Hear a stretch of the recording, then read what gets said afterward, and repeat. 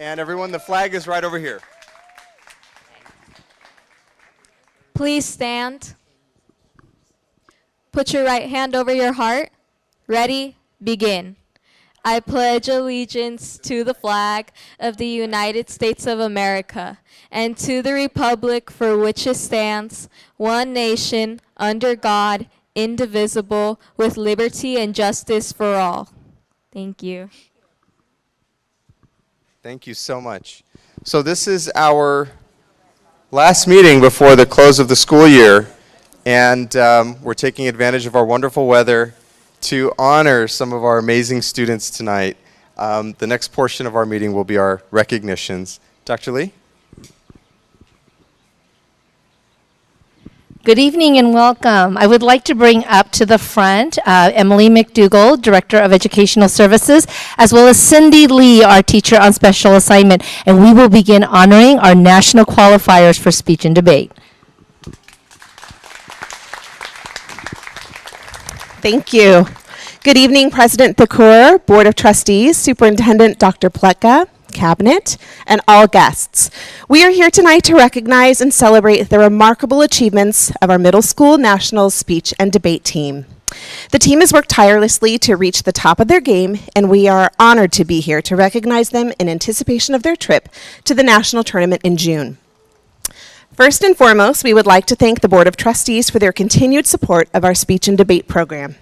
Without your support, we would not have been able to achieve such great heights.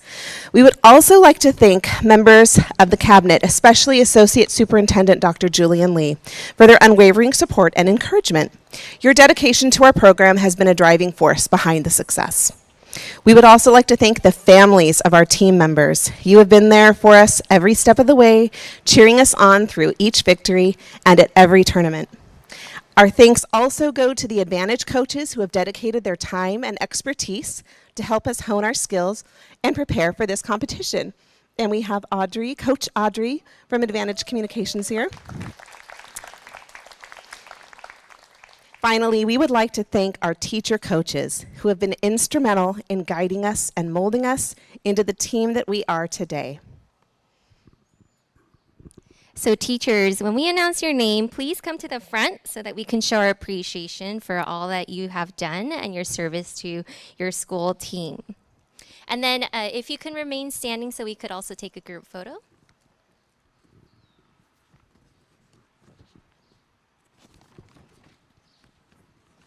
All right, from Acacia, we have Nancy Regitz. From Beechwood, we have Katia Guevara. From Beechwood, we also have Jennifer Min. From Commonwealth, we have Melissa Zuka. From Fissler, we have Emily Hancock and Stephanie Yee. From Golden Hill, we have Amber McMillan. From Hermosa Drive, we have Pamela Zanell and Donna Miller. From Ladera Vista, we have Christiana Tran. From Laguna Road, we have Coach Carol Ann Curley, Amanda Gable, Lynn Frucci, and Emily Shady. From Maple, we have Carla Ruiz. From My Connect and Fern Drive, we have Nicole Bustos and Jennifer Lee. From Nicholas, we have Museo Vidalis. From Orangethorpe, we have Alondra Rojas and Pam Keller. From Pack Drive, we have Marissa Mendoza. From Parks, we have Linda Wingfield. From Raymond, we have Areli Rodriguez and Leslie De Santiago. From Richmond, we have Ivy Nino Franco. And then from Rolling Hills, we have Kimberly Cleary and Jody Dyer. From Sunset Lane, we have Catherine Barker and Linda Song. From Valencia Park, we have Jenny Saul and Tracy Ramont. And last but not least, from Woodcrest, we have Erin Townsville.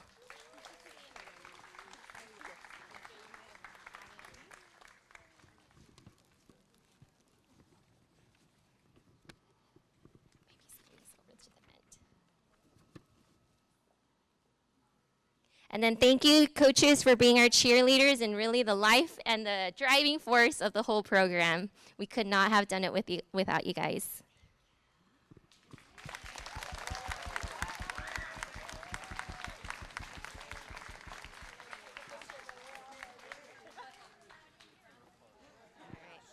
Oh, that's okay.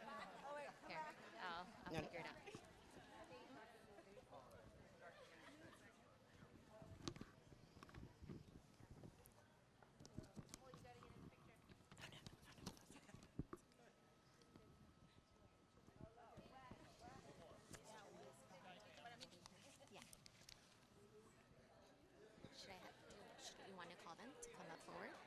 Or should I call them? We'll call them after.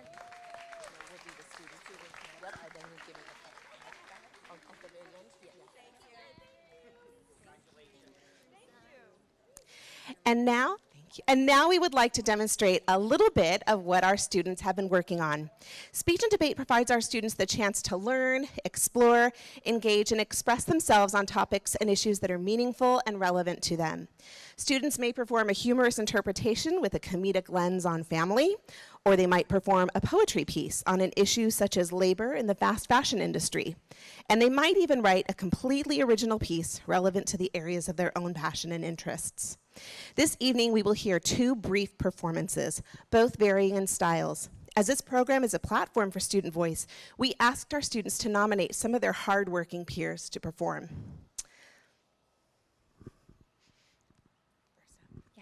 And first up, we have Christian Juris Kumapal, who will be performing an original piece on civic engagement. Where are you, Juris? Oh, there you are.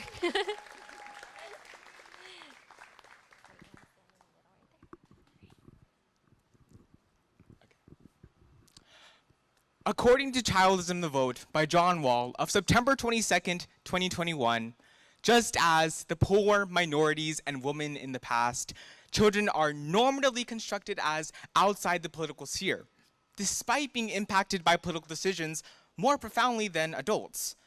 We need to validate children's voices in the political realms. So today, we'll look at one solution to take children more seriously in politics, because all voices deserve to be heard. Except for people who like salad. Limp lettuce in a ceramic bowl is not a meal. Don't at me. First, children should have the autonomy to make their voices heard in the most tangible way, their vote. I know 14-year-olds voting might sound crazy, but if I'm the one who has to live with it, shouldn't I get a say? The New York Times of September 1st, 2021 furthers, giving children votes would communicate to parents and to children as they mature that society is invested in preparing for a better future, in listening to their ideas and partnering with their ambitions. Not only that, but with a new voting demographic, politicians in their 80s have no choice but to make decisions with our future in mind. We get a direct say in our future, and you get enriched by our input. Thank you.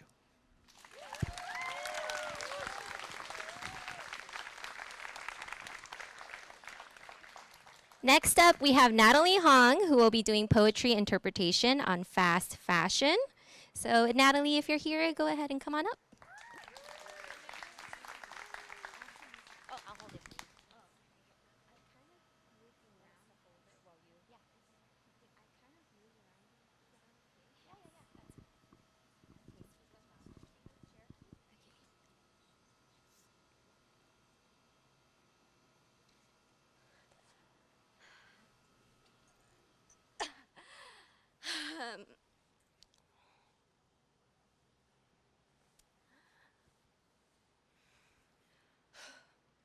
What is up, YouTube? So my name's Alyssa, and welcome back to my channel.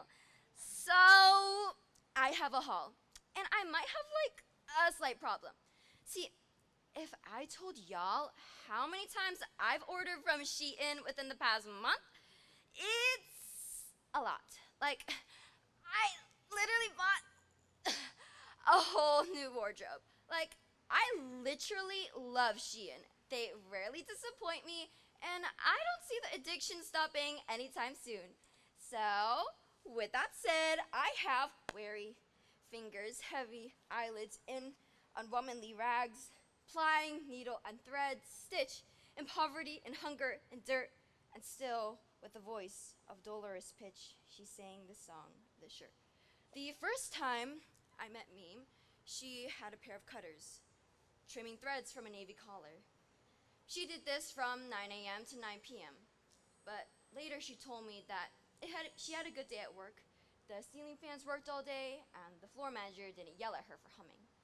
You see, she taught me the tricks of trimming, and she taught me to smile when my back ached. Meme is 9 years old and works as a sewing helper in a garment factory. For a few days this summer, she was also my boss. She taught me a few Bengali words. Sa balo. It is all okay. That's it.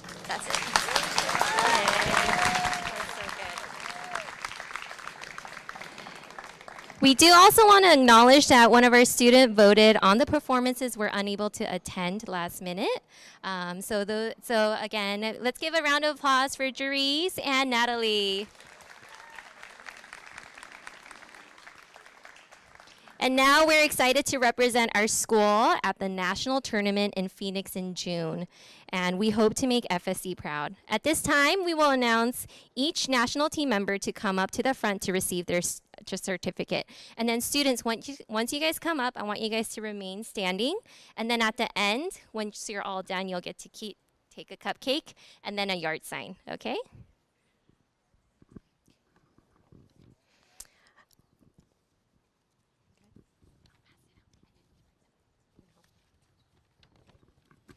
Okay, the members of our 2023 Nationals team, Adeline Choi, Alexis Hernandez, Annette Lee, Annika Bopna,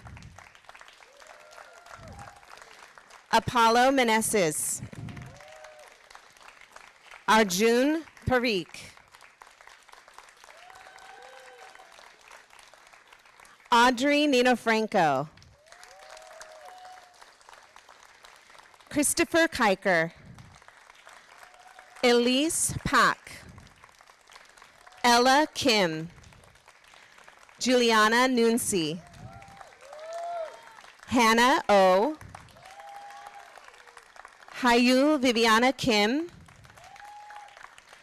Jeriz Gubapal, Jonah Kim, Caitlin Choi, Leona G, Lily Kim, Marcus Lopez, Molly Kim, Natalie Hong, Sarah Yu, Shreya Gandhi, and Zoe Karaya.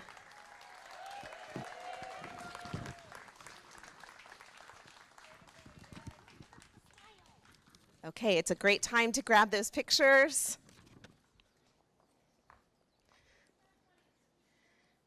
Yes, let's. And board members, if you wouldn't, you can stand and join in with a picture behind, that would be great.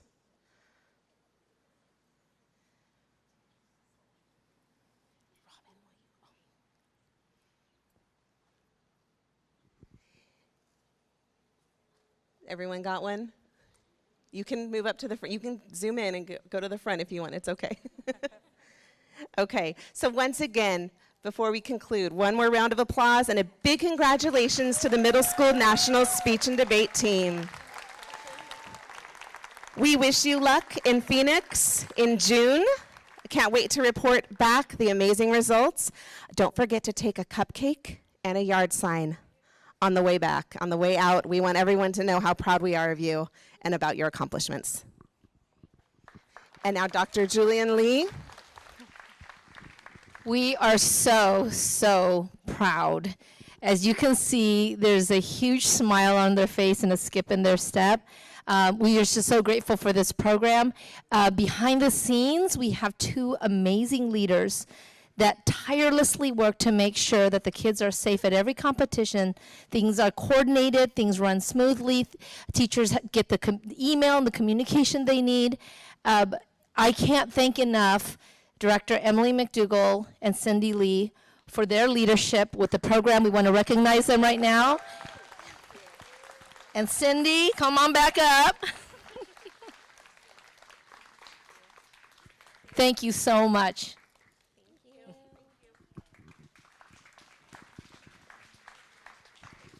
Thank you so much. Good luck in Arizona. MJ Noor, would you please join us here at the front to talk about the winners of the essay contest for our 8th graders, please?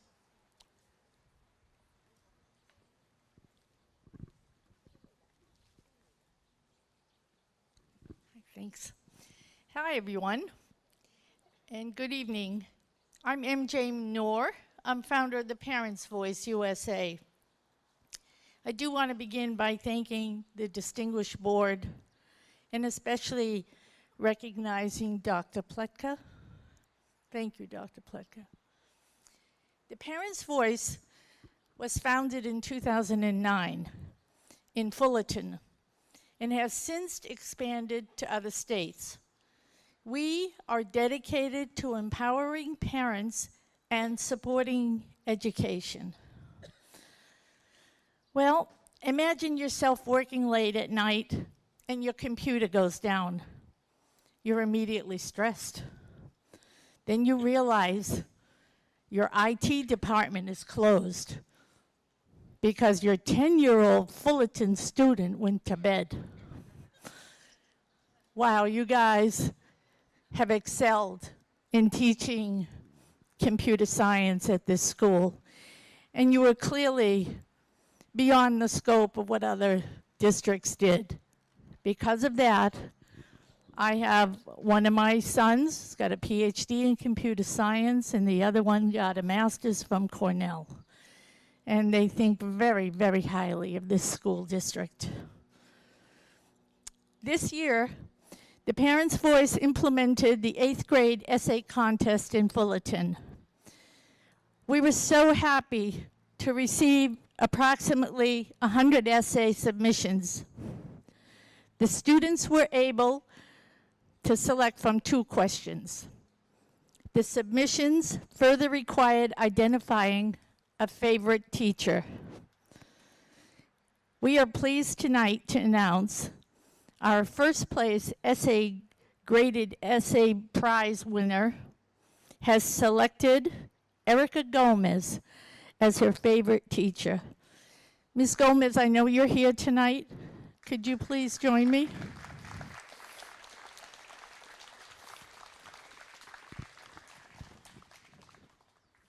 You know, I just met Ms. Gomez this evening. I really don't know her, but our kids do. And Ms. Gomez, you matter to them, and that means the world to us. And I want to thank you very much for caring about these children. Tonight, the Parents' Voice is proud to present you with this certificate for the 2023 Favorite Teacher Award.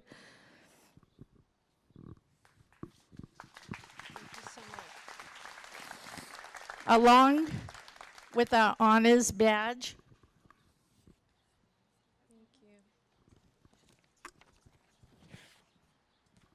And a check.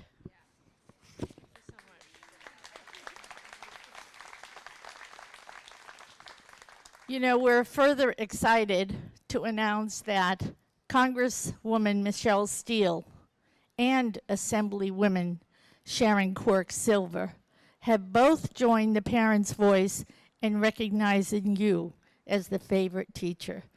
We're thrilled to present you with these additional certificates of recognition.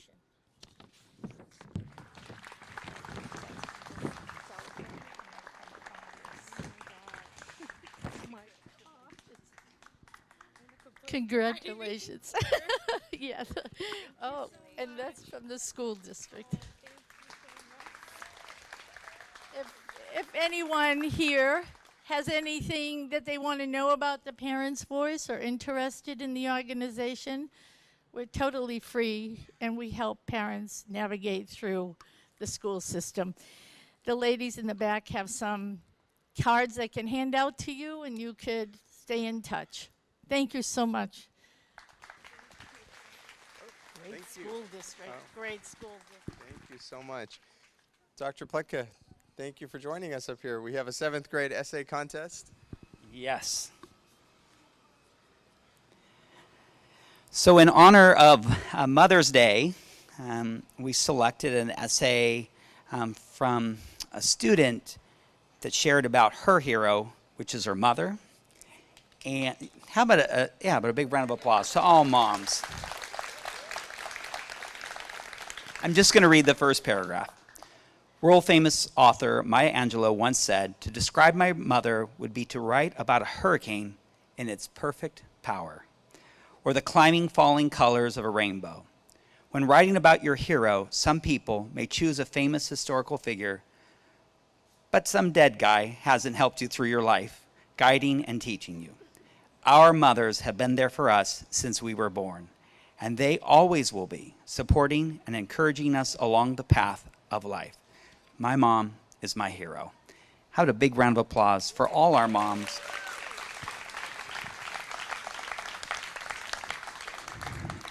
And to Audrey Duncan for writing the essay. Aubrey!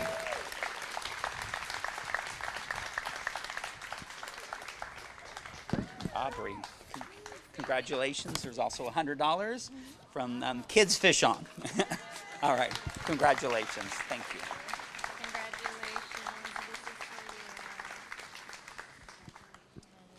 Do you want to take You gonna take a picture? Come on, Mom. Rooney. Yeah. Can we get one more? Audrey. Can I get Aubrey of you and your mom? Here we go.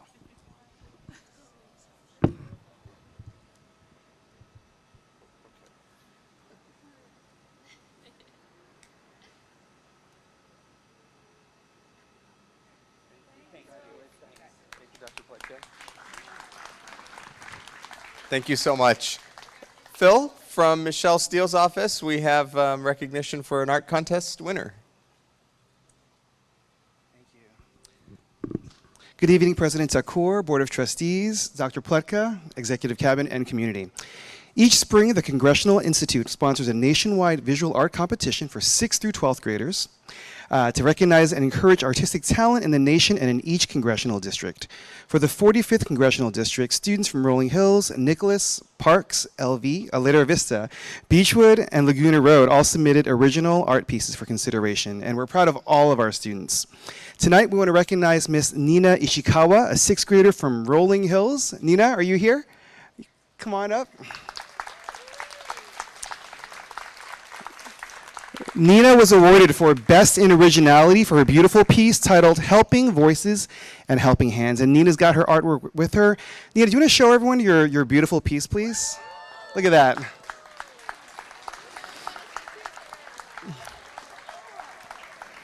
And just a little backstory.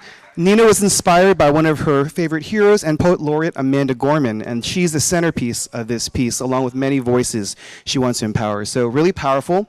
And so we want to let Nina know we're proud of you, Nina, and we want to know you'll be a super successful artist, and more importantly, you'll make a huge impact because we know your talent and your heart come out through your art. And so we want to congratulate you. So let's give her a big hand, please. And Nina, this is for you, your certificate as well, too. So I know you have a lot to hold, right? Here, let's give you this. Thank you. And Dad, you want to come on up too and get a picture? And you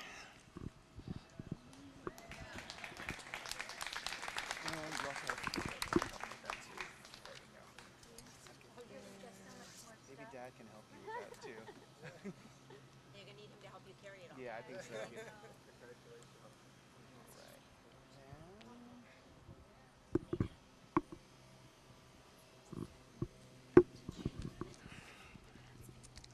And then, go, you go. Okay, 1, 2, 3. Perfect. All right, let's give Nina a hand, please. Thank you so much, Mr. Ling. Our students are so unbelievably talented. Dr. Lee and Esther Kim, would you please join us up here to talk about our coding competition? Here with me tonight is Esther Kim. She's our Program Specialist of Education Services, and we want to recognize an OCDE coding competition and recipients of awards. Here we go, drum roll. Thank you. President Takur, Board of Trustees, Superintendent Bob Pletka, Cabinet, and community. At FSD, we take computer science very seriously. And I want to invite up Ms. Stephanie Yee, our computer science teacher, to help me, yes, pass out some certificates. So OCDE held a county-wide competition, and we have some winners from that competition. It was a 2-hour intense coding competition on a platform called HackerRank, which is industry standard. Companies use it when they're hiring. In third place, we have Madeline Suter, Sophia Best, and Michelle Lee. They were one team, and they were third in the whole county. Woo! Congratulations. And I have a surprise. In second place, it was also an FSD team. Alex King, Jungmin Choi, and Brian Koo from Parks Junior High. Thank you. Stand over there. I have another surprise. The first place in all the county was a Fissler team. Oliver Kim, Joshua Kim, Andrew Ma. They're not here today because they're on their Disneyland trip, but congratulations to him. But wait, for eighth grade, first team. Okay. And then I have one more surprise. First place in all of 8th grade? Individual middle school 8th grade was a student. All of middle school, sorry. First place in all of middle school was a 7th graders from Parks Junior High named Albert Hong. I don't think he's here. I didn't see him today. But congratulations to Albert. FSD dominated the competition. Thank you. Yes. Yes, let's take a picture. Yes. Thank you, Miss Yee. Thank you.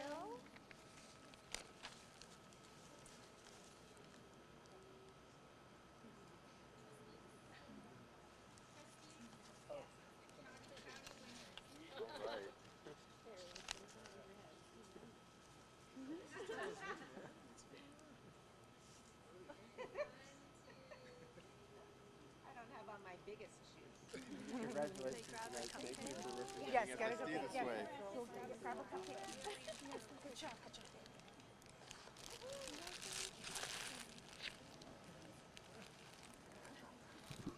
All right, that's amazing. Dr. Hammett, Employees of the Year. Thank you. Thank you, President Takur, board members, Superintendent Pleka, cabinet, and honored guests. Tonight, it is my great privilege to be able to honor our classified, our certificated, and our management employees of the year. We have incredible employees in the Fullerton School District. I've worked in 4 districts, and I have never seen a district where employees work harder, put in more effort, and are truly concerned for the success of your students. So tonight it is my great privilege to ask our 6 employees that are being honored to come forward, and then I'm going to tell everyone a little bit more about you. So at this point, Sandra Siebert, please come up. Yesenia Fonseca Manzano. Yesenia is not here this evening. Angela Kim. Francisco Sandoval. And Sung Chi.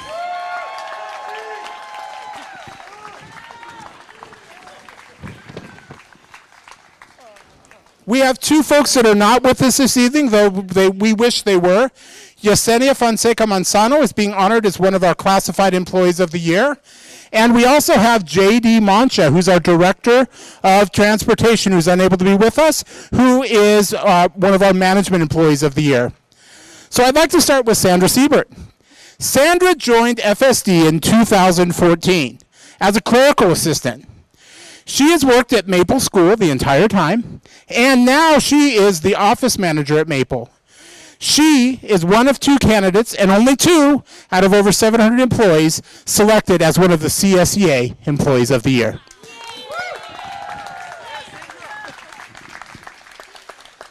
Angela Kim. It's a magic year, 2014, because you were also hired in 2014. And you may not know it, but she started as a resource teacher. But now, she is a dance teacher extraordinaire at Nicholas Junior High. I think just last week, didn't you have over 100 students try out for the dance team? Absolutely incredible. We are so proud to announce you as our Junior High Teacher of the Year for 2023. All right, Francisco Sandoval. If any of you keep track of social media, you've seen his face everywhere. Francisco joined FSD only a year earlier than the other two, in August of 2013. He has always worked at Orangethorpe Elementary School. They are proud to announce him as their Teacher of the Year, and he's a coach and does robotics and coding and esports, and I don't think there is anything that he doesn't do. He also is one of 6 finalists for the Orange County Teacher of the Year, and we're pleased to announce him as one of our certificated Teachers of the Year.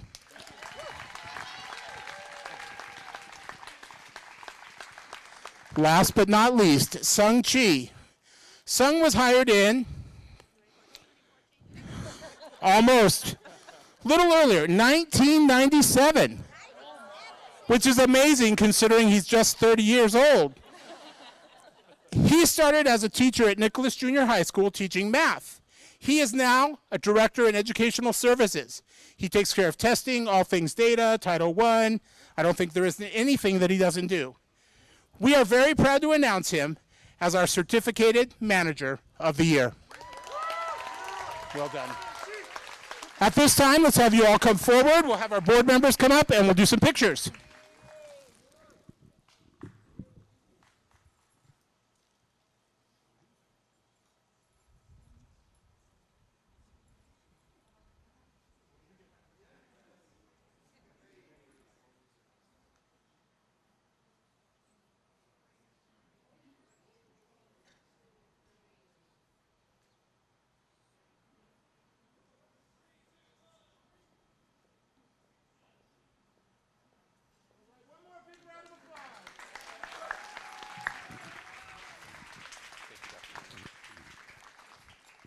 Thank you so much.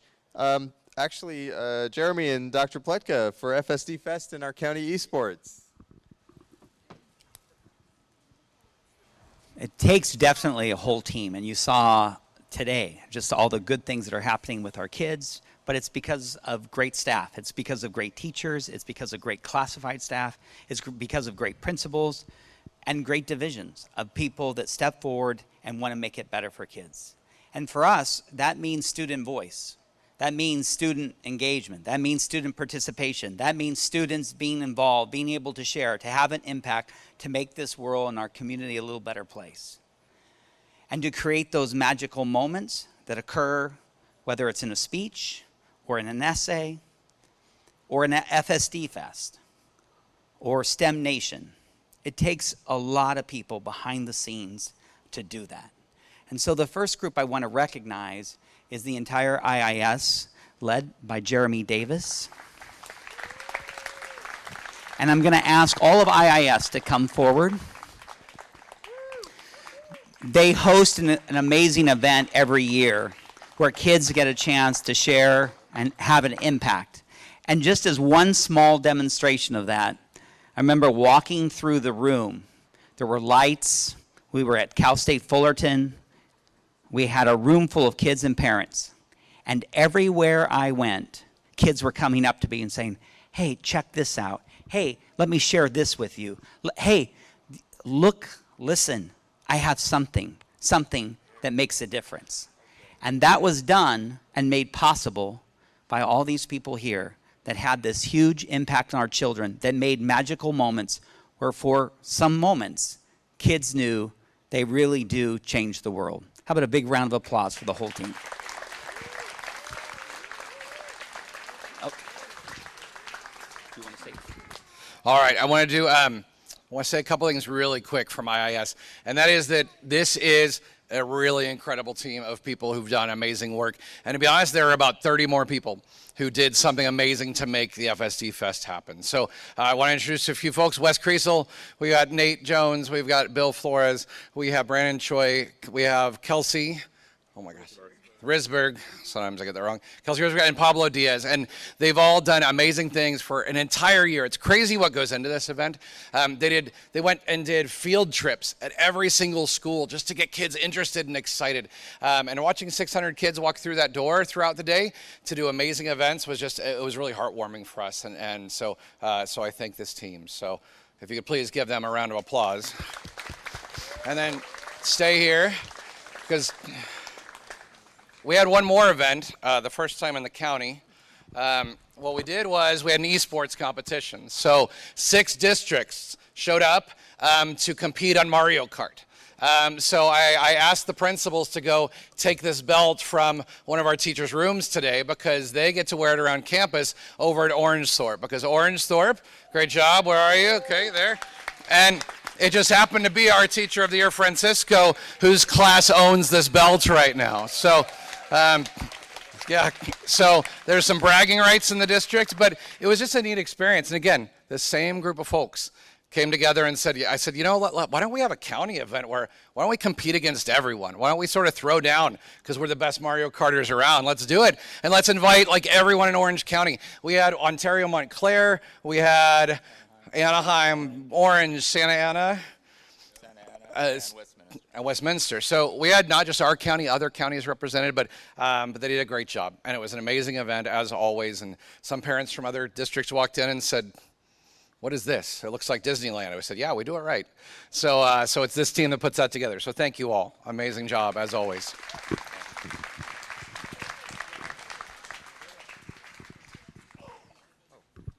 Dr. Lee, would you join Dr. Pletka to talk about our STEM Nation in speech and debate? So again, just to recognize another division that does so much behind the scenes to make those magical moments for our kids, so that our kids know that they are changing the world, and they have a whole group of people, a whole group of adults, a whole group of moms and dads and aunts and uncles, grandmas and grandpas, and a division of professionals and caring people that want the best and will do whatever it takes to make those moments magical for our kids. And so Dr. Lee and her department has worked so hard to not only create STEM Nation. If you saw the kids' eyes when they were doing the robotics, when you saw the kids' eyes when they were impressed by the magician that was telling them about the questions, the most important thing are the questions asked. And the piece that kept coming through is this idea that kids need to be curious, and if we can do a good job of making them curious, maybe they'll find something new that hasn't been discovered before. And it's because of Dr. Lee and her entire staff and all the work they did behind the scenes to make that possible. And I'm recognizing, and we recognize people, but we do that because it's not just the person, but the entire team that made that possible. So Dr. Lee, you and your team made magic. So please come forward. Thank you so much. If I could invite all ed services specialists, our classified staff, our coordinators, Emily, Erlinda, Cindy, Phil. We were all hands on deck. We just had STEM Nation, so I wish I could announce some of our winners and whatnot, but we're going to have to allocate that for a special time. We had thousands. Do you know the actual number, Esther, of how many people participated this year? How many people showed up? Yes. 3,500-ish, and I think we broke our own record this year. Amazing turnout. This way. Oh, please stand in front of me. This is how it works. I stand in the back and they stand in the front because my team works once again tirelessly. Could not have asked for a more dedicated and committed team. We are not fully represented here tonight, so there's a huge crew behind the scenes. There's one person I do want to recognize by name, but we will go down the row and also recognize everyone up here. Is Jason Chong. Jason Chong, he is our director for after-school programs, but also for STEM education. As a teacher, former teacher at Parks, he had a dream. And he had a dream of a nation. And he called that nation Robot Nation. And then moved over to STEM Nation. And we grew that nation until it was represented by all sites, students, participants, and now we get to come up here and say it represented over 3,500 participants that day. Thank you to the Board of Trustees for your full support with our programs. Dr. Bob couldn't have asked for a better superintendent to have, not only does he come through our office, in person, speaking to every individual up here, encouraging them to be creative and innovative. He allows for that to happen, the creative space within our district to move forward with ideas, whether they be a dream and how it comes to fruition. He gives us that charge. So with much gratitude, we stand up here. This is Cindy Lee. You met her before. She looks familiar, right? Multiple programs. We have Director Emily McDougall, Director of Educational Services, Dr. Linda Soltero Ruiz. We have Esther Kim. She looks familiar too, right? Phil Ling. And we have Sung Chi. They all look familiar. You guys have been up here more than once. So thank you again. Thank you, everyone. Congratulations. This will conclude the outdoor portion award ceremony of tonight's meeting. In about 15 minutes, we'll re-adjourn within the ELC for the rest of the meeting. Thank you, everyone that was here. There are a few more cupcakes left. Dr. Pletka? So one last thing. This man had a dream about a basketball tournament across the entire city, police, fire, and I think we even had a team from the different churches represented. OC United was represented. And it was some of the largest men and women that I have ever seen. And amongst them was Aruni and me. Aruni's team, he wasn't the only one on the team. No, we got to give a shout And out. so I'm going to big shout out to your team. Aruni, you want to give a little? Sure. Well, second place, I was the shortest person on the team. But really, Jenna Bright, Michael Klein, Joshua Holmes, just incredible athleticism and grit. And next year we'll get first place. But this was the first annual. Dr. Pletka, thank you so much for leading the charge. Just about this, as you can see tonight, I really think Fullerton Elementary is the heart and soul of our community. When you're a young parent and your children are crying and you just can't wait to send them to school. But also the love, the compassion, the education that our children receive. I mean, that's what I'll always remember when my children were young. So that's why I always say that we, as a district, are the heart and soul of our community. And we showed that again with this event. Fullerton Fire, Fullerton Police, local community groups. And FSD fielded 4 teams this year. Maybe we'll do more next year. So thank you. Second place. And 15 minutes, we'll begin the rest of the meeting. Thank you, everyone.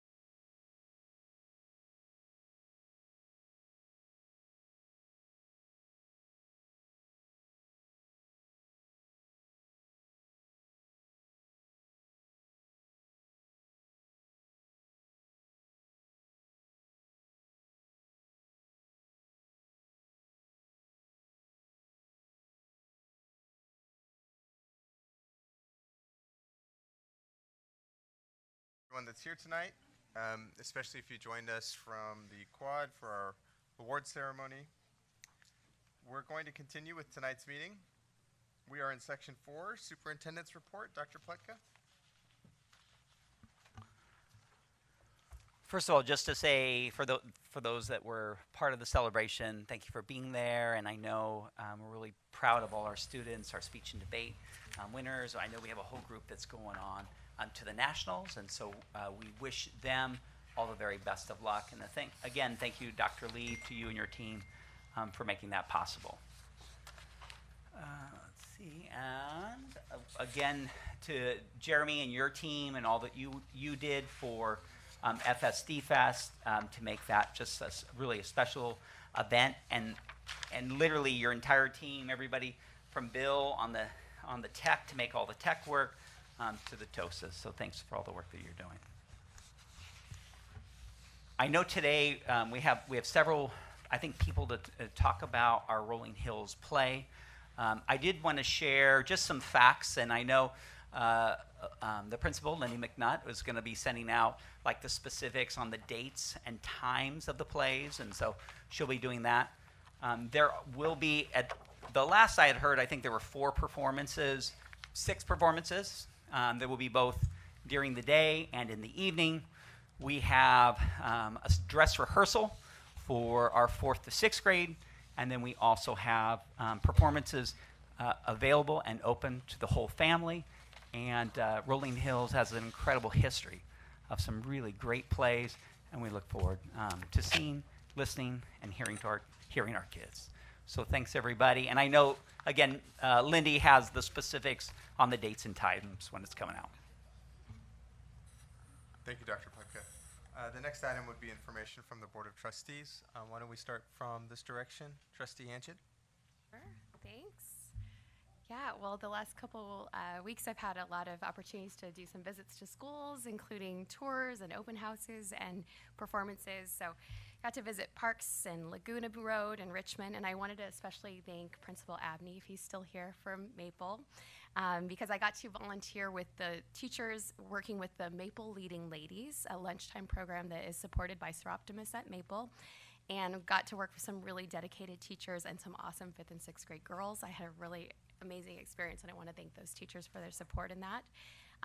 May, we know, is Mental Health Awareness Month, and I think that our students' mental health is so critical for them to thrive as well as perform academically in their lives academically and lives in a broader sense. And that's why I'm so proud that our district does prioritize that we are ensuring that all of our students have access to social emotional learning and targeted supports when they need it. But I do believe it takes all of us working together. We need to continue to pursue this goal of meeting our students' needs, and that means us working together as parents, as community agencies and professionals, as faith-based communities to remove the stigma and support our kids for what they need to thrive. And connected to that, I want to bring up that June 2nd is also Gun Violence Awareness Day, and it's very much related to our children's mental health, because I know that our children experience mental health concerns because of their fear of gun violence and the safety around that. And it also that we can certainly make our approach stronger to preventing gun violence when we think about caring for those in our community with mental health challenges and working to be preventative in the ways that we help our children develop relationships, connections to their community so that we're all safer. And I know that it's sometimes easy to be tempted to think that that's someone else's problem, but in the United States, we are 26 times more likely to die by gun homicide than people in other high-income countries. And even in California, we have 3,253 gun deaths every single year. So as a district and a community, I know that we are trying, but we need to continue to take this seriously. And I want to remember this day on June 2nd as an opportunity for us to renew our commitment to prevention of gun violence and pledge what we can do to stop it, including keeping firearms out of people's hands that shouldn't have them or have access to them, and encouraging responsible gun ownership to keep our families and our community safe. And I want to finally say that I had a great experience. I got to enjoy the Fullerton School District Diversity, Equity, and Inclusion Family movie film night a couple weeks ago. It was sponsored by our DEI Parent Subcommittee and facilitated by our Danielle Nava. And my girls and I found it was a great opportunity for parents and students to discuss important topics of diversity, learning to understand one another, to value one another, and create connections across differences. And as we are this month of May also celebrating Asian American and Pacific Islander Heritage Month, Jewish American Heritage Month, I'm reminded of the importance and the ongoing relevance of this work in our school and our community today. Thank you, Trustee Hanchett. Thanks. Trustee Sugarman, your report, please. It is like the most exciting time of the year next to the first day of school. So much going on. Tonight was an amazing celebration, but we have other schools that have received other awards. I want to mention that recently the press released information that Golden Hill School received an award for creativity in the performing arts, serving for their music program, which is embedded in the education of their students. Every student at Golden Hill gets professional choir lessons, and it's wonderful. And it's nice that they were recognized nationally by the National Association of Music Merchants, and I'm so proud of them for that. I'm also proud of a program that's at Valencia Park. Our own principal at Valencia Park, Dr. Guillermo Nunez, it has been trained by NASA. Who knew, right? Right here in Fullerton. And he does a special rocketry program where students in various grades learning through different techniques how to create rockets from kitchen stuff. And the kids paint it, and then they send it up into the air. And to me, perhaps even better than that, they had last Friday an event where the children tried out their rocketry. But this coming Friday, those who want to retry because they didn't like the results have the ability to retry and rebuild and redo. And I think that's a key part of learning. Not just to try something, but if you don't succeed, you have the ability to do it again and feel that success and that joy. Some of you have probably been reading about the $31.5 billion deficit in the state of California. And I'm not interested in getting to the reasons of that. You may all have your own thoughts on the reasons. But the budget gap has some things that the legislature and the governor have to resolve, such as childcare and transportation becoming a big disagreement between the two sides, and cuts will need to be made. For the K-12 public education system, the government's proposals would maintain ongoing spending for more than $300 million for this year and next to fulfill the state's commitment to providing 2 free meals a day to all students who are not covered by federal dollars.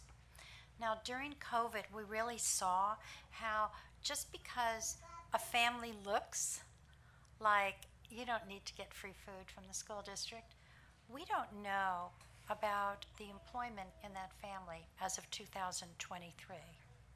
We don't know about the stressors going on in that family. And it is with pride that I say that Fullerton School District is very proactive in the feeding of our students, and the community as a whole, I believe, really appreciates that. So that's really special. And last but not least, I want to say that the Fullerton Education Foundation is proud to have given financial support to both STEM Nation and Fullerton Fest so that students can participate on the levels they do. If you have an interest to learn more, go to the website, fullertoneducationfoundation.com, and see if you'd like to participate. Being a part of the membership is open to everyone, And the 21st of October is our main fundraiser if you'd like to make a donation so these programs can go on, and programs for kids in their schools. Thank you for your leadership in our basketball team. For those of you who want to have joy in your heart and pride in the president of your school board, please go to social media and check out the photos of our own Aruni Thakur. Thank you, Trustee Sugarman. Trustee Berryman? Oh, I forgot to talk about conditions of children. It's okay. I think I was pleased to hear both of my fellow board members' reports this evening, so I appreciate all that you guys have said. I can't agree with you more, so thank you. I'm going to leave mine short. What I do want to say is that tonight we have our presentation for the Local Control Accountability Program. And so we would love, I know that we have people here that are going to do some public speaking. We do that at the beginning. Maybe we can move some stuff around, and if you guys feel like you want to hear what our educational program is looking like for next year, that's always a great place to stay and hear. So I'm just giving a plug for our group that's going to talk about that this evening. It is one of the things that I feel very strongly about is parent participation and parent voice, which is very important to the rest of our board. But our LCAP gives our parents an opportunity and our community members an opportunity to make your voices heard on what you feel we need to put our money towards. So we build a budget based on what the program is. So make sure that you take a look at that if you haven't already. We'd love to hear your comments on that. So thank you. Thank you, Trustee Berryman. Trustee Talavera? So I'll share a little bit of what I also kind of experienced this last month or so. Participated in El Día de los Niños at Pacific Drive, which is the Day of the Child, on April 28th. Stopped by. They had tons of activities for the kids at different age groups throughout the day. So they got to experience hitting the piñata, which is a big piñata that they hang from the tree. So really kind of embracing kind of a little bit of that cultural experience for those kids that may have not experienced that ever. You know, it's kind of a neat way to kind of just immerse ourselves in that culture and get to know a little bit more about some of our other students there. And then the following day, Love Fullerton. So I want to thank, hopefully a lot of you all participated in the citywide serve day on the 29th, where a lot of our schools get loved on that day. I don't know if we have a report. Maybe we could share that at the next meeting or so. I know we're pretty busy with end of the year stuff going on, but that event also kind of brings community together, brings those that may not know other school sites that need some love and some attention, but brings people together as well too. So shout out to Jay Williams and OC United for leading those efforts there. And then also was able to attend the 4th District Condition of Child report with one of my fellow trustees, and I handed that report to all our trustees here to take a look at. So some good information, and then just kind of helps us be a little bit more proactive in kind of what we do here at the school district and the way we lead. And then nonetheless, again, STEM Nation, a big shout out to everyone that helped put that together. That event is super near and dear to me specifically, getting involved with it the first year, not even as a parent, but more as a partner, a community partner back then. But seeing the ability for a lot of our parents and kids to be on a local campus, a university campus like Cal State Fullerton, is one of those big things that kind of, plants a seed in a lot of kids' mind of higher education, whether that's the route that they want to take or not. But I just think it's a great way to kind of immerse, again, what we do here at the district with the community and with the parents as well too. And how about a shout out? I saw you on the ABC News this morning with your conditions of children. So. No, yeah. Very cool. Thank you, Trustee Talavera. We are near the end of the school year. Thank you, everyone, for being here. In just a few short weeks, I'll have a 6th grader moving on to 7th grade, and an 8th grader moving on to the high school system. And I grew up in the Fullerton School District. I now have a son, a child that has basically grown up in the Fullerton School District. And as I mentioned outside, I truly believe that for this community, the Fullerton School District really is the heart and soul of our community. So if you've ever wondered about the value of public education, maybe you've been away from it for a little while, I highly encourage you to just try to keep up with this gentleman here, Dr. Pletka, in the last 6 or 7 weeks of any given school year. Recently, Dr. Hammett, Dr. Lee, and Dr. Pletka were recognized by their peers across Orange County as the very best in our county at what they do. And board president, it shifts from year to year, but I have to tell you from this vantage point, I just know that our district is very special, and I want to thank you all once again for everything that you do, and to all of our administrators, of course.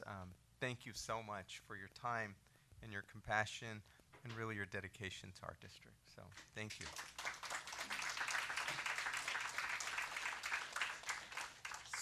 Ladies and gentlemen that are here today and waiting to speak, there's one more section before public comment, where we invite our associations to please give their reports as well.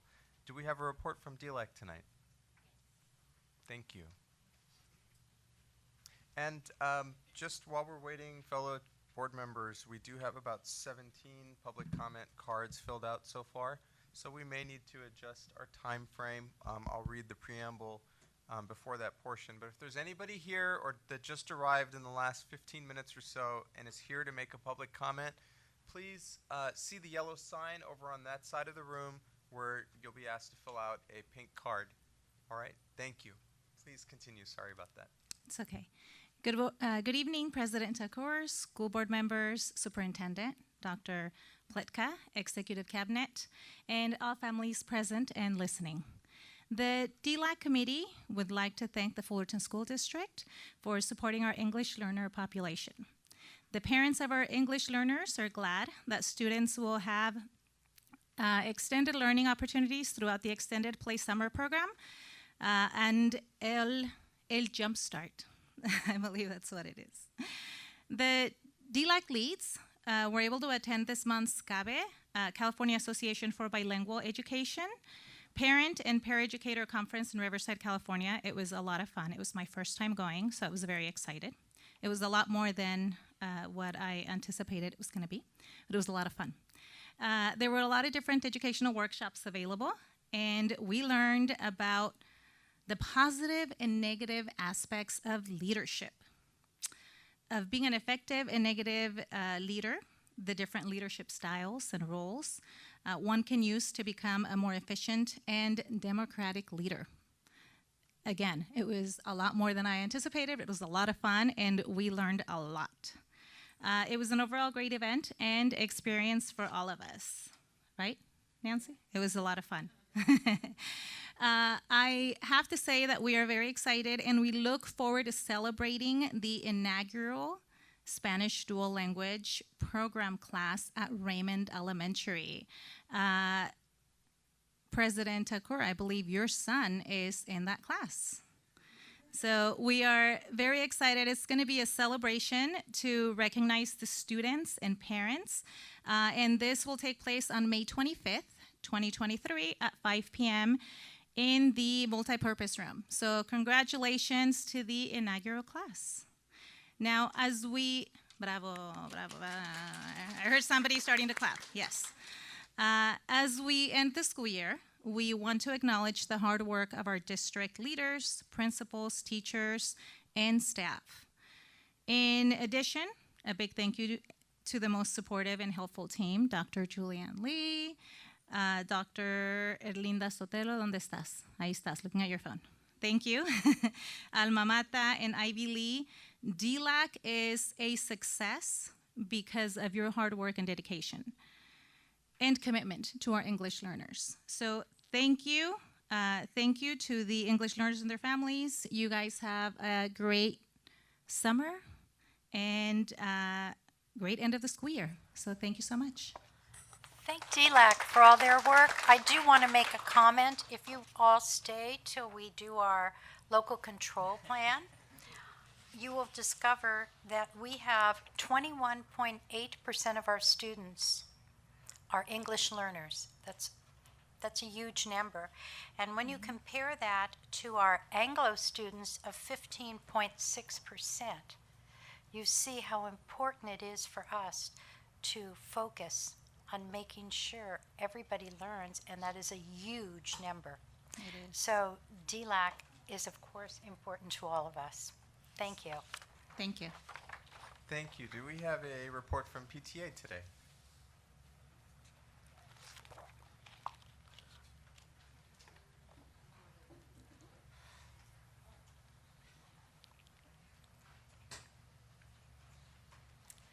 Good evening to everybody. It's just going to be a short update for everyone. We have finished all of our meetings. We do have one more roundtable for the presidents, but we were able to host our honorary service award and luncheon. So the honorary service awards, I would like to just say those names real quick. We have Linda Harder, Aaliyah Cass, and Ruthie Hanchett. And then we also had some of our, let's see, sorry, I'm going out of order, sorry. And then we have Christy Carter, who got the Golden Oak Award. And just so that everybody understands what the Golden Oak Award is, it's for outstanding service across all of PTA and within the community for many years of service. So definitely well earned there. We also had the Golden Oak going to Lisa Sherman, and I'm sorry, Ruthie, you got the Golden Oak. Ruthie got the Golden Oak. Again, sorry, I'm going out of order. And then we got, we have Pam Keller, who received a volunteer award, and Rosie Cabral, and Nivi Jawar. I also wanted to give a quick update.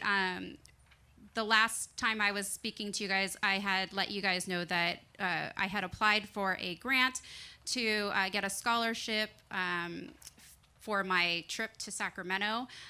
We were able to then give an additional $500 to each, or not to each, but into the scholarship fund. And so each recipient was able to get $700. We also did a, yes, round of applause for that. I think originally it was a lot less. So Christy also had set up a fundraiser at Chick-fil-A. We did get some money off of that as well. So we're really looking for memberships next year that will really help boost our available monies, if you will, for scholarships. So I really encourage everyone to get involved at your schools. And even if that's just saying that you are a member and paying your dues and showing up to help volunteer or support your students in any way or any capacity that you can, that would be great. Thank you. Thank you so much. Do we have a report from CSCA this evening?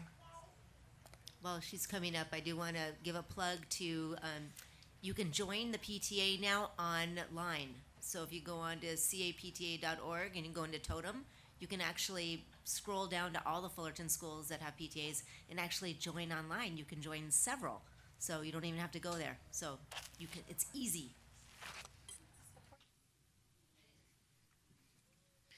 Good evening, Dr. Pleka, President Takor, members of the board, cabinet, and community. I am Tatiana Ortega, CSCA Vice President. With almost half a month left of school, many of our classified staff are working hard getting the year closed down.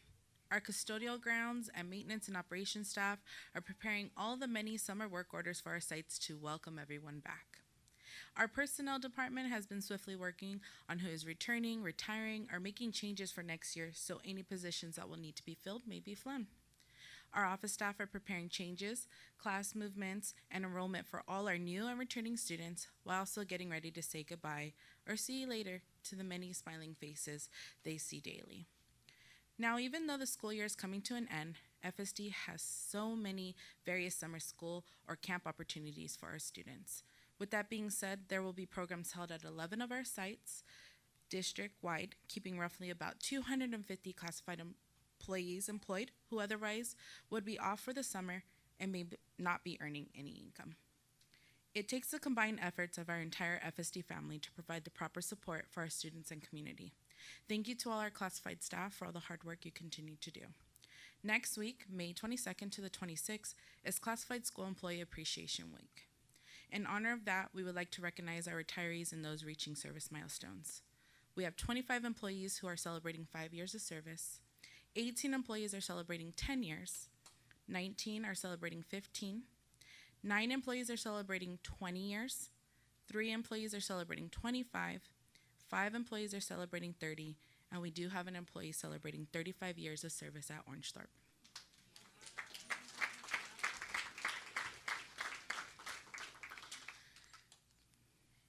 Finally, I would like to recognize our 895 classified employees at Fullerton School District for Classified Employee Appreciation Week. You have given unprecedented support to schools and departments across the district. You are appreciated and key to the success of the Fullerton School District, its teachers, and especially its students. Thank you for your time. Thank you so much. FETA, please. Good evening. Good evening, President Takor, board members, Dr. Pletka, cabinet, and guests. Only 12 days left. We all are celebrating. Teachers are busy doing final assessments, entering data, finding out placements for next year, packing up classrooms, working on report cards, celebrating with students. Some are even planning for next year. Many of the bravest ones are going straight into teaching summer school. It is always a bittersweet time of the year.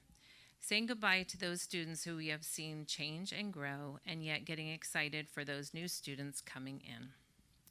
Our end of the year celebration was wonderful, full of good food, laughs, and tears. Congratulations again to all the teachers of the year, years of service recipients, and of course, our very lucky retirees. Thank you to Shelley Behrens, Nina Moda, and Dr. Hammett for all your hard work with this event. Our last rep council meeting was honored to have board member Hanchett visit us. She was able to answer questions regarding the facility needs survey and the possible exploration of the school bond. Teachers are an integral part in providing information on what is needed for our sites also. We appreciate you looking for our input. FETA has surveyed our members for our future negotiations. We look forward to sharing thoughts, concerns, comments, and questions received with not only the negotiations team, but also with board members and cabinet. Thank you. Thank you so much. Do we have a report from FSMA this evening? Yes. Thank you.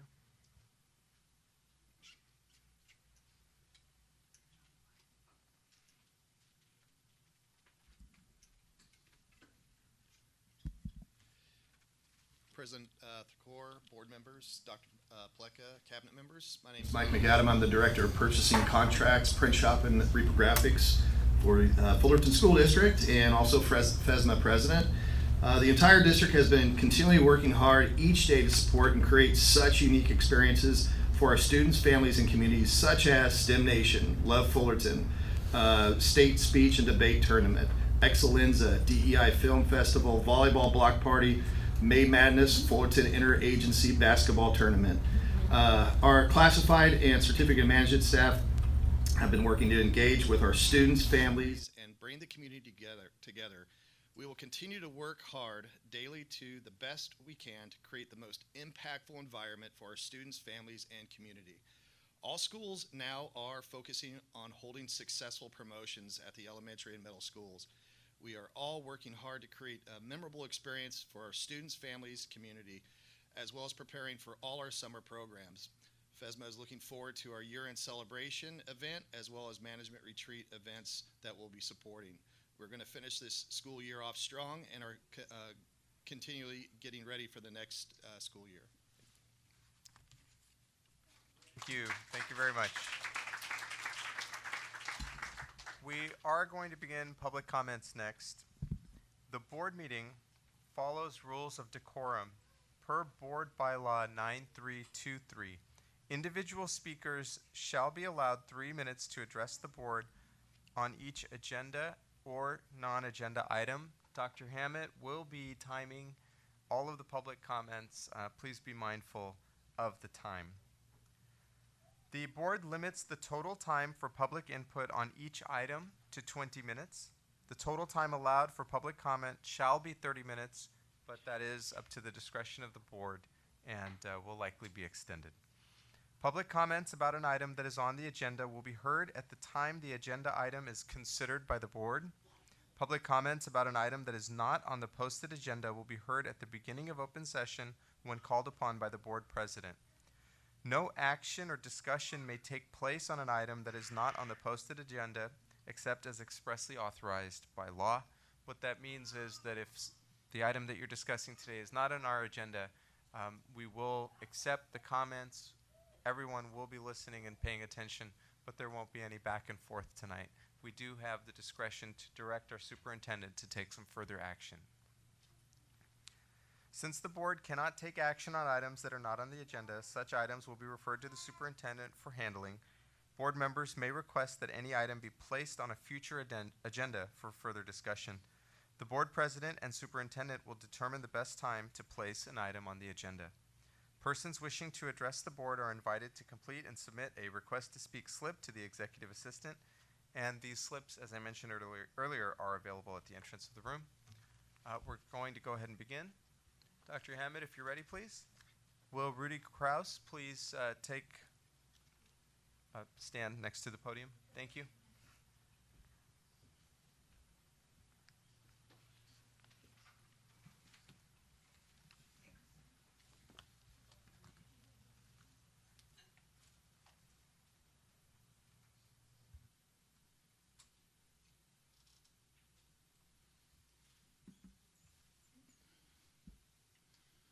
Hi, while all you woke teachers were spending the last year, 2 years talking about transgenders and the gender bender agenda and being all woke with CRT and your critical racist theories, really nonsensical issues, I was working on solving COVID.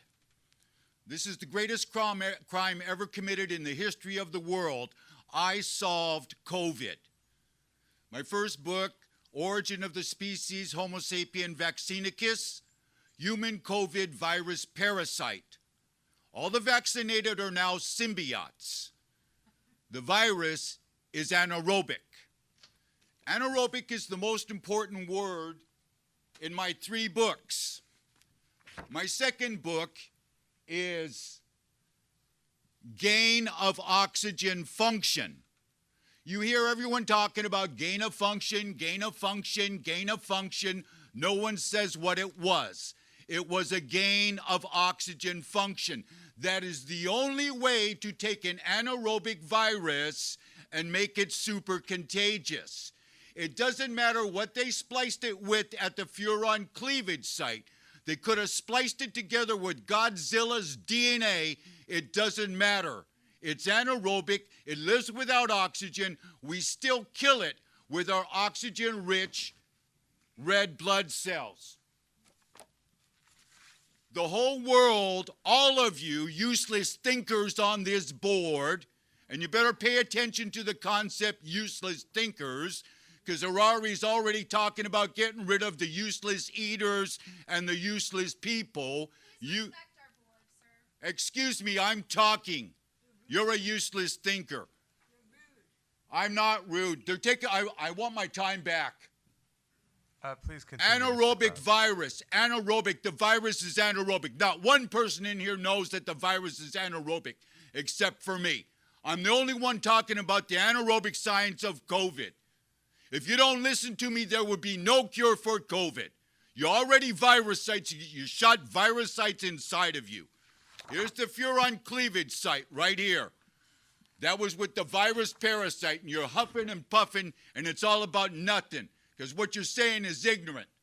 The anaerobic virus, the reason you have myocarditis heart attacks is the vax, is because when the aerobic human exceeds the anaerobic virus parasite's oxygen threshold tolerance level by doing too much oxygen, it responds by shutting down the source that's pumping in the excess oxygen that it cannot tolerate. Do you understand? And all the vaccinated are shedding. You want to know who's got COVID? Everyone who got jabbed. All of you. And you're shedding. And you're shedding a lethal Necron variant. Ladies and gentlemen in the audience, if you'll please just And allow this is what's Mr. happening Krause inside the another 20 bodies of the seconds. vaccinated. This is one of the macro parasites. But they start at the nano level, atom size, grow by the billions. This is what they shot inside of you. And then it grows, because they aerobicized it, it grows into an anaerobic parasite, which Dr. Madej photographed at the 1600 amplification on her. Sir, we did add some time to the Thank 3 you. minutes. Thank you very There's much. the spike protein, there's the parasite. If you shot it in, sorry, but I can help you. I made a pill. Thank you. Moving on to Hope Molina Porter. Would you please take the podium?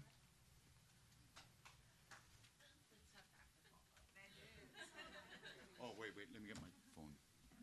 Of And course, 'cause would I'm just gonna- like to remind because the I'm gonna be audience nominated that for a Nobel the Prize, 3 minutes that's for why. public comment is that person's time. So we're all going to listen to all of our public comments this evening. Thank you.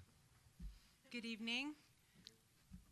Good evening, board, principals, colleagues, fellow community.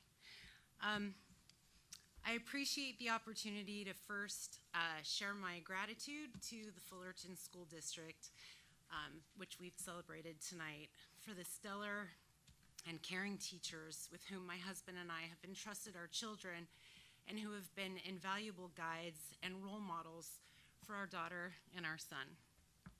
We are genuinely grateful. I'd also like to share my worry about a path I fear FSD may be carving for the future of not only my children, but those students who will come after. As an educator, a woke teacher in the Fullerton Joint Union High School District, I know how important resilience has become. In my classroom and in my own home, we ponder and weigh how, in order to enjoy life's highs, we must endure life's lows, an age-old notion written in literature and marked in history. I hope with my whole heart that leadership in this district also embraces this notion and fosters it in every possible way through the respect of its professionals at each school site and through the messages it sends to the children enrolled in them. In light of various bans, forms of censorship, and disproportionate reaction to adversity in various states, as well as neighboring districts, I hope you can understand my worry that FSD may be bending to revision rather than resilience. It is my further hope that leadership considers the opinions of the entire community rather than disproportionate reaction to a fraction of it when it makes a decision like the one regarding the 6th grade performance of The Sound of Music. While I understand the situation is fraught, as we teach our students, one of life's obstacles is working through the complexities of situations like these through rigorous communication rather than submission.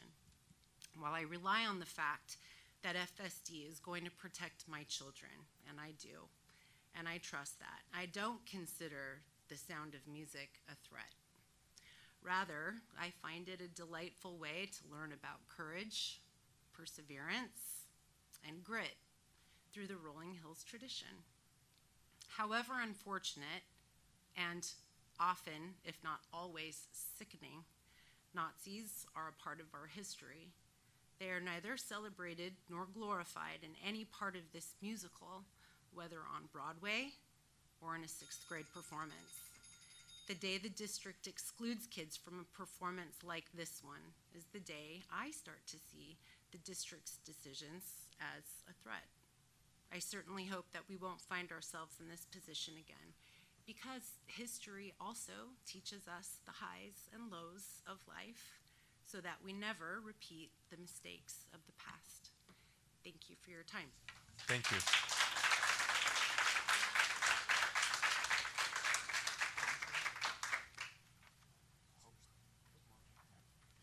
Would Patty please come to the podium?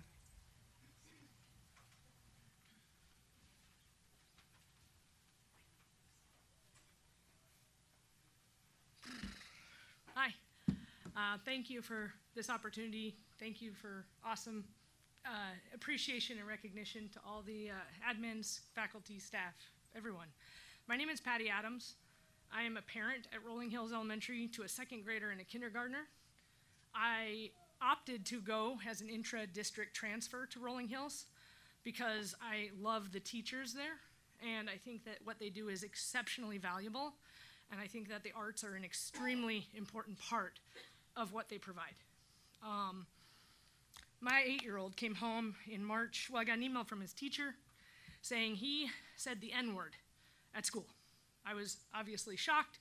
We discussed it. We had an 8-year-old level conversation about this, and then we moved on thinking we had, had a conversation. We're going to continue to have these conversations. It's going to go on. This is life. We understand that. In early this month, I was gone. I'm on military leave. I'm a 20-year Air Force veteran. I'm about to retire, but I was gone. This is the second to last time I'll be gone from my family. So I was really happy because I want to be home with them more, and I want to be there for my family.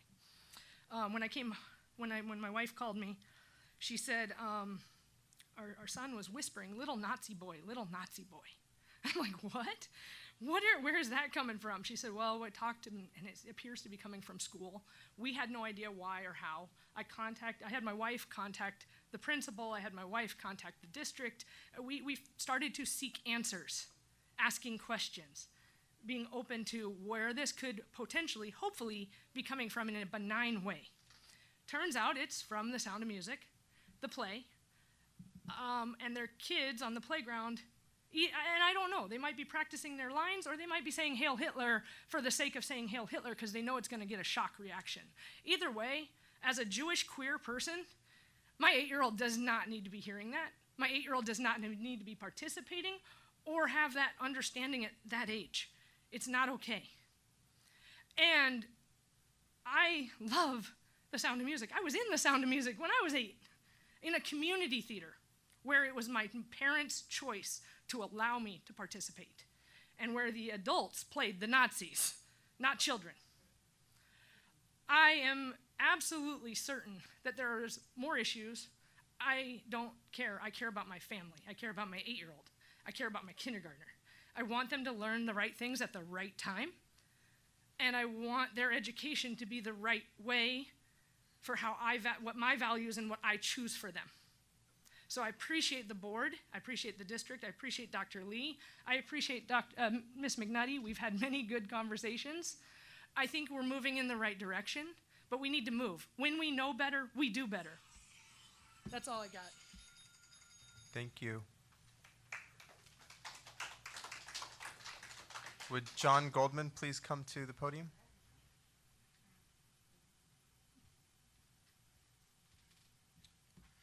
Good evening, everyone. Thank you for the time. The board, thank you for your efforts. Mrs. McNutt, thank you for the wonderful conversations that continue to go. To the parents on both sides of this issue, thank you for your passion and your energy. I hope that in the end, it's the kids who benefit from this. We are not always going to agree on everything, but we have to converse, we have to speak to each other. We have to communicate. And communication is where I feel that a failure of that is how I ended up on this side of the conversation. Because when my 8-year-old and my 6-year-olds come home talking about Nazis, that sparks something in me as a Jewish man, as a Jewish parent. So for those of you on the other side of the conversation, I just want to ask a couple of questions for you to ponder on your own. Did you ever imagine a time in your life where you would have to explain to your children why another kid threw money in front of them on the playground at school? Did you ever imagine a time in your life where you have to explain to your children why other kids ask them where their horns were? Where do they hide their horns? Why they killed Jesus? Anyone for that? These are the things that as Jews we grow up with. These are the things that make our life as parents hard. We have to have those conversations. Our kids grow up earlier than other kids because of things like the Holocaust, because of things like Nazis.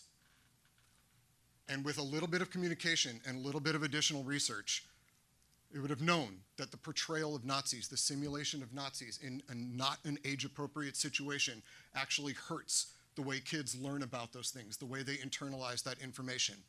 And I will tell you a quick story. By the way, I love The Sound of Music. I work in the music industry. Millions of people know a major scale because of The Sound of Music. But it's not. It's Hollywoodized. It's not reality. It's not appropriate for a portrayal of Nazis in relationship to the Jewish community because that's not what happened. And so we need to be careful about teaching kids what really happened versus a Hollywoodized version of what happened. And when I was young, I learned the Hollywoodized version first, and I got mad at my mom about something, and I called her a Nazi. And she cried and left the room. She didn't get mad. And I walked downstairs to my grandmother, and I said, hey, what's going on? And my grandmother, who lost all of her aunts and uncles and siblings and parents and her grandparents to the Nazis, just put her hand on my arm and said, soon I'm going to have to explain this to you, even though I don't want to. The discussion about what the Nazis did, there is no room for softballing that. We don't softball that conversation. We wait until kids are old enough to understand what they really did, and then we tell them what they really did. We don't do it with The Sound of Music. You do it with Schindler's List. That teaches kids what really happened and the gravity of why it's important to not let things like that happen again. Thank you for the time, everyone. Thank you very much. Would Raymond Robles please come to the podium?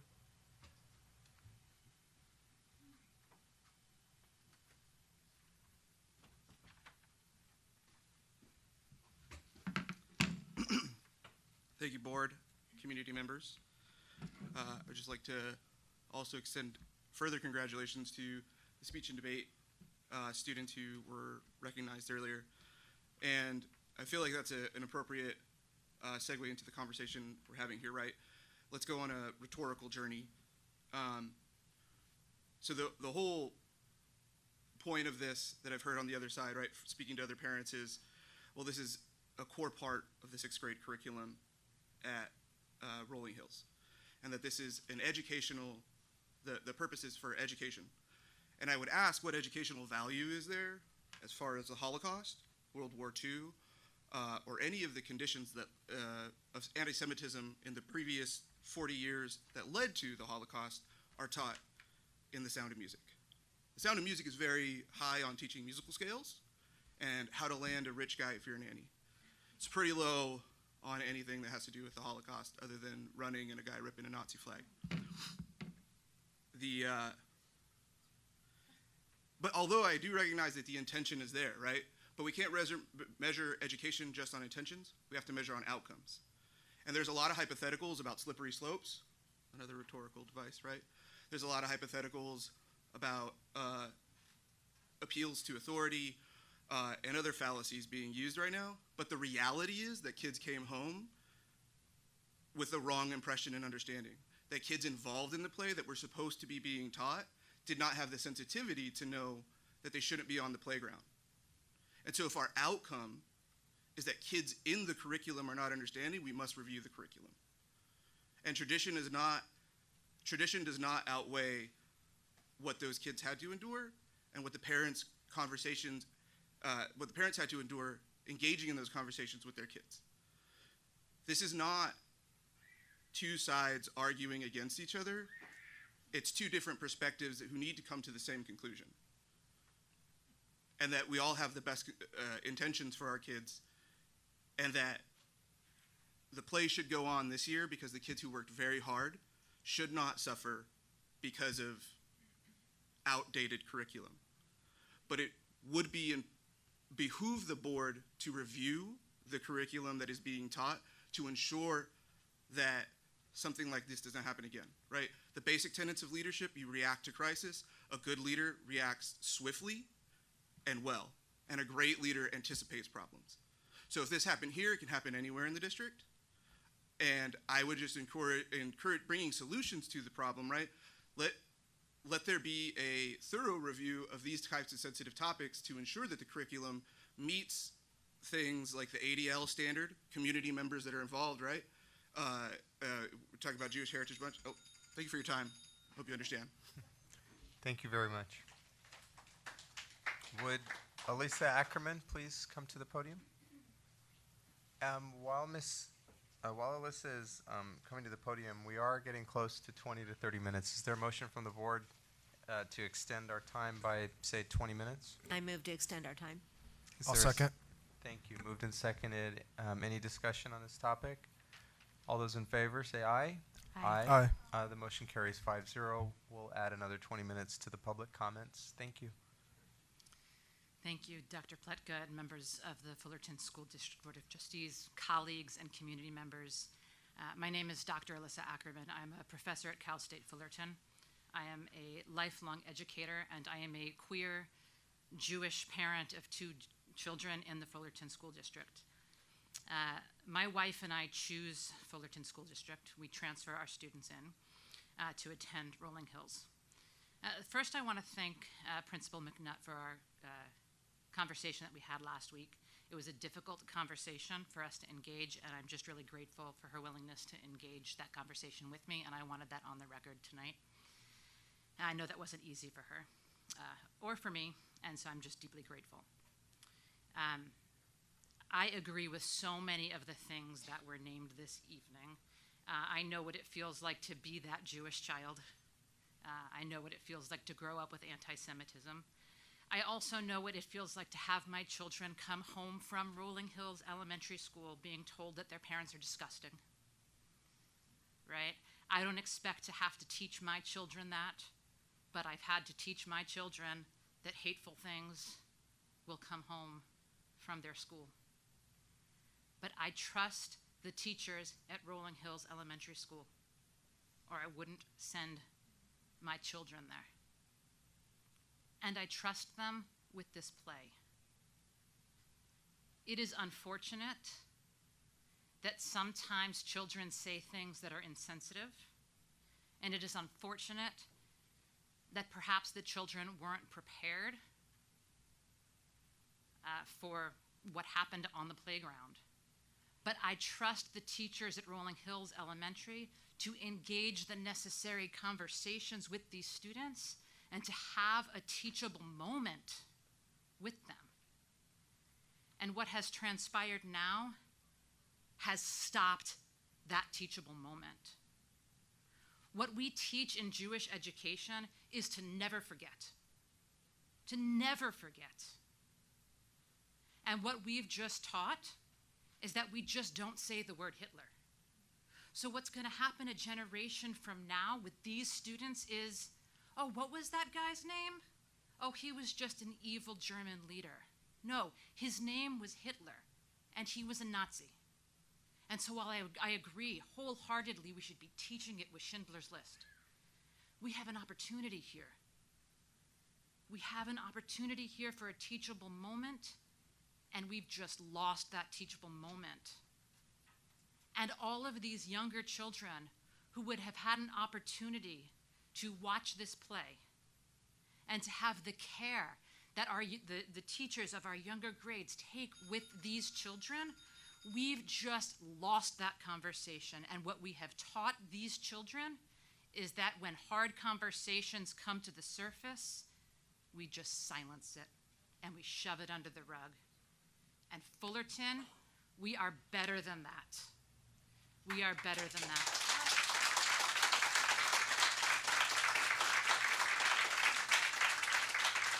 If we cannot trust our teachers to teach our children, who can we trust? Thank you. Thank you. Would Rabbi Miriam please come to the podium?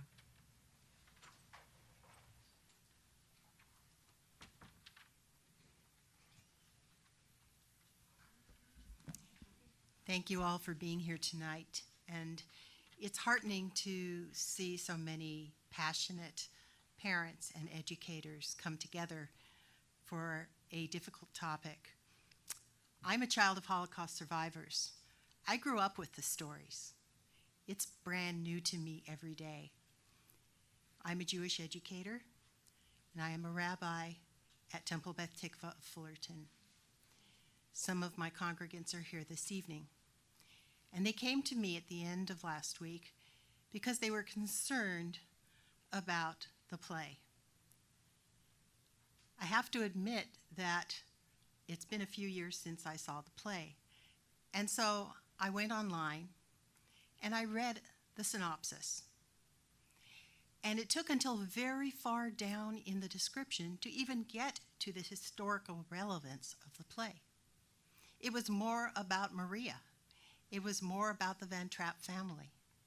And all of those parts of the play are valuable and wonderful and have earned the play more views and more awards than even Gone with the Wind.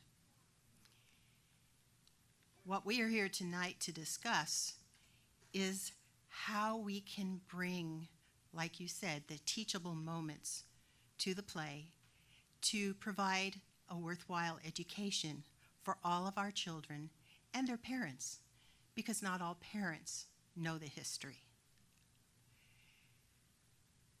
Having been in the shoes of a child learning about Holocaust firsthand, I have to say that I was sitting with my father one day at a Holocaust Memorial Day, and a child next to me said, "What is this about?"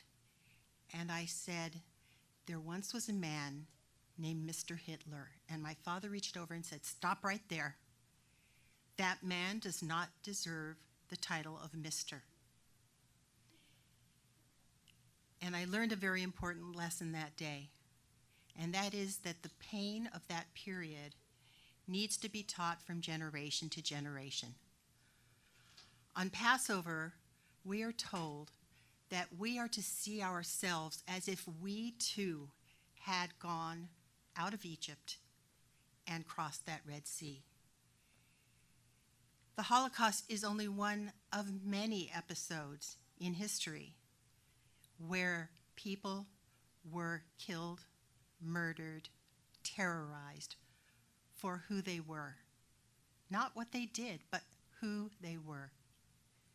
Sometimes it's easy to hide behind what you look like. Jews can hide because we look like everybody else. Let's take that moment to educate ourselves and each other and allow our children to know the true history behind the story. Thank you. Thank you very much. Would Sarah Pugach please come to the podium? And I would just like to gently remind our speakers this evening of the 3-minute time limit. Thank you. Hi, thank you, and thank you for school board and everyone here for giving me this opportunity to talk. My name is Sarah Pugach, and I'm a parent of 2 children in the Fullerton School District.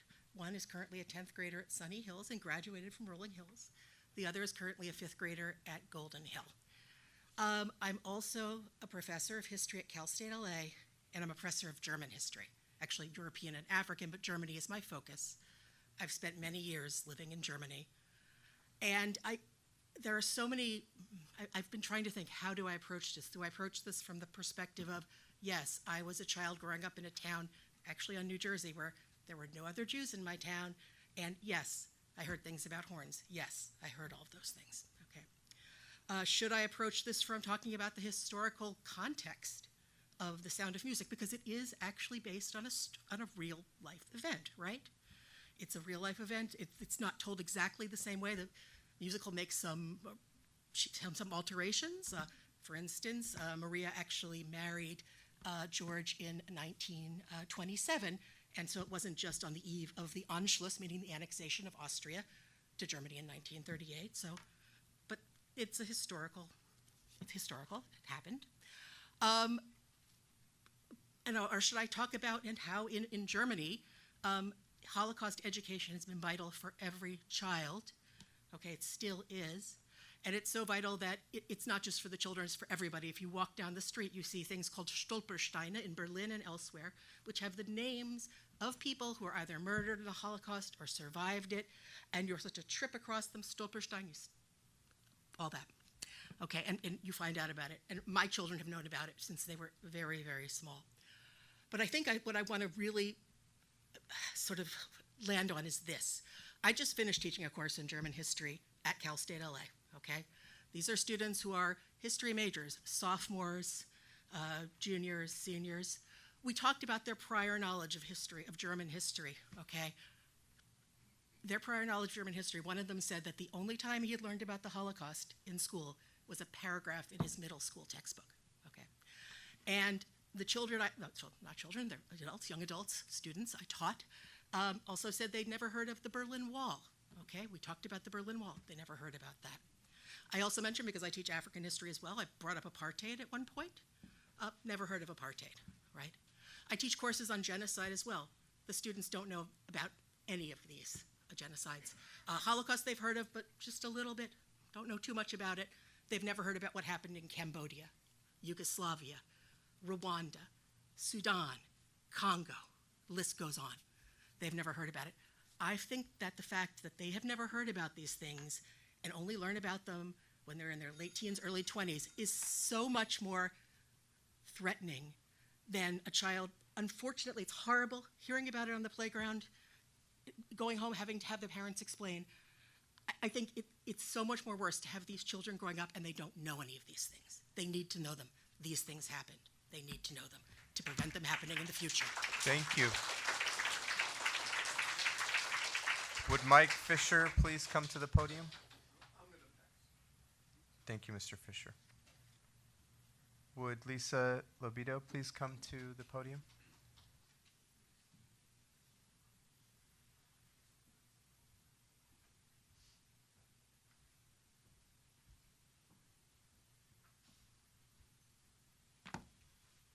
Hello, thank you for having me. I wrote it down just so I could keep my thoughts concise. Good evening, my name is Lisa Lobito. I have a sixth grader at the Rolling Hills Elementary School. In the past week, I was informed of decisions being made at the administrative level to placate a few families, which is kind of a rough word, but about in the lower grades, that heard about an incident, the upper graders' lunch, which was using the Heil gesture. The action, and in and of itself, is heinous, but at the very least deserves a conversation. Instead, reticent choices were made to meet a few families' concerns, valid, really valid concerns. Their religious leader was brought onto campus as an advocate and asked for assurance that this would never again happen on the school campus. I think that's an impossible ask. My own child has learned of things on the playground that as a parent, I was not socially prepared to have to talk to her about. But with those things, I had to teach her that all families are different. We have different beliefs, and we learn to love and accept each other even if we don't agree. The result of choices being made by the Rolling Hills administration has altered our community without their knowledge, and still at this moment, the majority of the school is in complete dark about the alterations to the sixth grade play's requirements to view the production as a student. The possible lessons from this have been lost. The Sound of Music has been performed for 20 years at Rolling Hills, and when I asked our administration what has changed and why now, I was responded with, why not now? Moving forward, I have serious questions and concerns about the precedent-setting actions of our school, not just at our school, but at our entire district. We are supposed to be a district of diversity, equity, and inclusion. If that is true, what I'm witnessing is when the next family in the district isn't comfortable with content, whether it be a play, a book, or instruction, they have the absolute right to demand that there be a guarantee as well that whatever they feel uncomfortable with will be removed. Miss Ruthie Hanchett and I had a conversation over the weekend. She assured me that the Fullerton School District would not become our neighbors. We're there. If we're in here talking about that, we're there. What I'd like to know going forward is what the conversation will be. What are we as a school board going to implement and talk about and discuss for the next time this comes? What's our protocol? I'm asking for you to think and possibly put it on the agenda, and let's have a bigger conversation about this. We need open and transparent conversations. There needs to be a discussion. The most egregious part of this whole incident is the lack of specificity. What are we afraid of? There were conversations that we could have had that have been taken away from our children, and a chance to further educate them, and the ability to help us all think more critically. I love this school. We're leaving the elementary level, and I just feel I have a duty to new students and new parents that are coming, that everybody has a voice and can feel heard from both sides. Thank you. Thank you.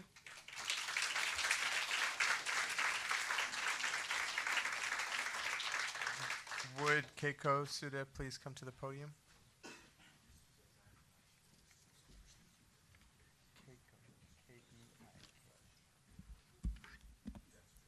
Hi, everyone. Thank you for this public space for everybody to gather and share their opinions. My name is Keiko Suda. I'm the parent of 2 kids currently in Fullerton schools, one of whom attended the multi-age program at Rolling Hills. I'm really moved by everybody's sharing tonight, so thank you for everyone who had the courage to stand up here and share your experiences and your beliefs and your passion. I would like to express my sincere hope that the district will engage rather than retreat from the issues that this situation really illuminates, some of which include, what do we do when a parent has a concern that stems from the school's educational material? How do we hear those concerns? How do we maximize learning and connection and academic inquiry and justice? How do we minimize present and historical harm? How do we prevent censorship? I think that this is a real moment of opportunity for the district to engage deeply with these questions. I would like to see, like the previous speaker, a clear district guidelines or protocol of some kind to help schools and teachers make these decisions and address parent concerns in a way that provides clarity and transparency.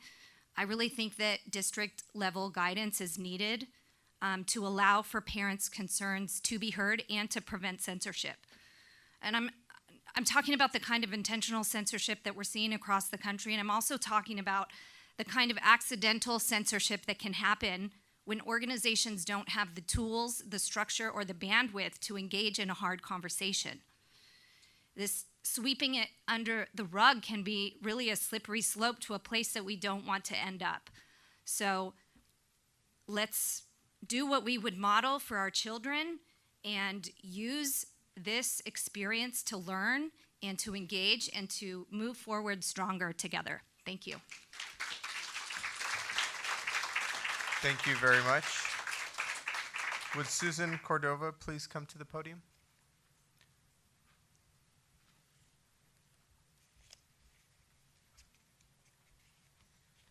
Hi, I'm here also with concerns about the Sound of Music play and student body being limited from getting to experience it. I'm also a Jewish mother raising Jewish kids, and my youngest, a baby that we've all heard, is also half Peruvian and bonks her head sometimes. So this theme of trying to navigate raising children with ancestral trauma is not new to me. And I have a couple things I think that may be unique instead of repeating what's already been said. My education is that I earned my MFA at UCR, which is the most diverse campus in the state of California, and also has one of the most, if not the most, diverse MFA programs. And if you've read anything about it, MFA programs are not known for being diverse. So I had a lot of experience going through that and teaching creative writing. there to freshmen. And I also, because of that, and also work in Whittier schools that we've done, I've been a part of diversity training, and I'd like to offer to the district that I know of professionals who work in this field in navigating training and diversity sensitivity in a way that educates and empowers. And maybe, as Keiko was saying, as we're at this sort of crossroads, maybe investing in something like that would be really valuable, because there are highly trained individuals with a passion and a ton of experience navigating these arenas. The other thing I want to touch on is that I'm raising my 3 older children co-parenting with our abuser, who politically is very extreme. And I now have my 3rd daughter going through the 6th grade program in the Sound of Music play with these 6th grade teachers. And I've gotten to see firsthand, I've gotten to hear the Holocaust survivor presentation, read, the book Thief, and some of the amazing things that they're consuming there. And I sat there in tears, because this environment, what Fullerton School District has provided for my children, has saved their lives and saved my children from growing up and becoming radically harmful people, believing ideas that harm people. And as much as I agree that I don't want to have to be the mom explaining hard truths to my children, I much prefer that to my children, any of my children growing up, to harm others or to not know what to do in the face of these sorts of dilemmas. Thank you.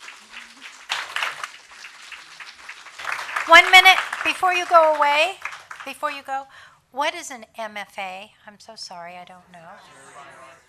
Master of Fine Arts, thank you. Thank you. Will Melanie Lassie please come to the podium?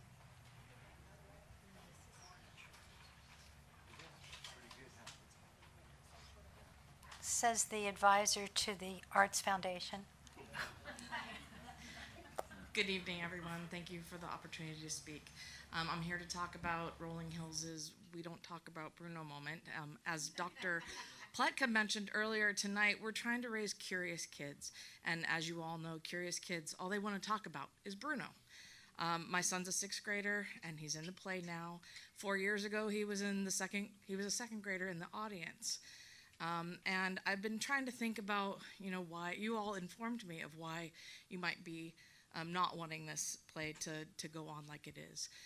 Maybe it's relevant to add that my son has a medical diagnosis of anxiety, and we support him by not watching the nightly news and reducing his exposure to stress. But that said, he's had no issues at all watching or performing in this play. And in fact, we've had conversations about how he wants to make the world a better place. But you can't do that if you don't know what to improve. And you can't fight injustice without having an awareness about what is unjust. When my son was in 2nd grade watching the play, he did some artwork in class, and he chose to draw about the play. And his drawing included a swastika, and another child was upset when they saw his artwork. But guess what happened? His teacher facilitated a conversation between the 2 children, and my child, who is a white male, got to learn about the impact that symbol had on his friend. And as a parent, that was a wonderful, meaningful learning opportunity. And as a parent, I want my son to have these lessons and have these hard conversations. He's getting a different learning opportunity now because he's learning about censorship. But I think it's very important that he have these lessons. Thank you. Thank you. Would Emily Menaker please come to the podium?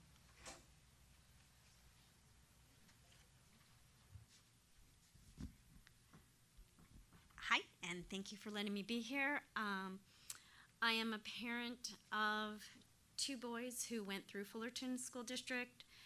They were at Golden Hill, they were at Troy. They have both graduated. I have one who has graduated from college. I'm an occupational therapist working in the community in early intervention, and I can understand everybody's perspective, but I think it's so important that we not sweep things under the rug. That we actually, I believe education can happen about very challenging topics at every age. You're never too young to understand what the right choice to make in life is. And I think as parents, parenting is a really hard thing to do.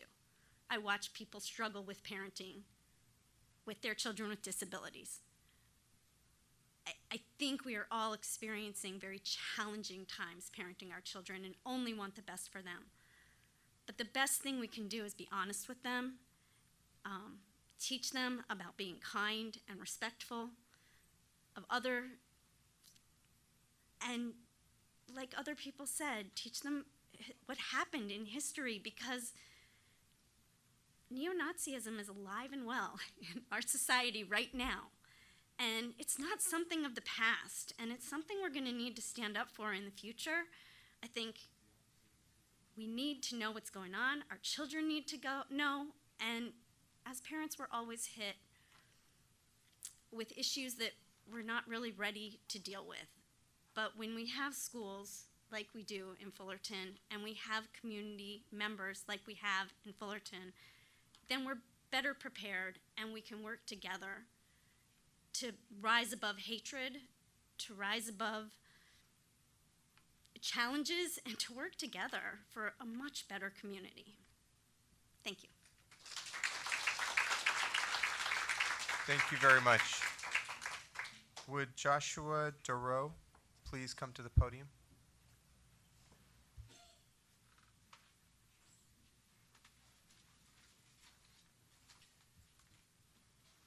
Good evening, ladies and gentlemen.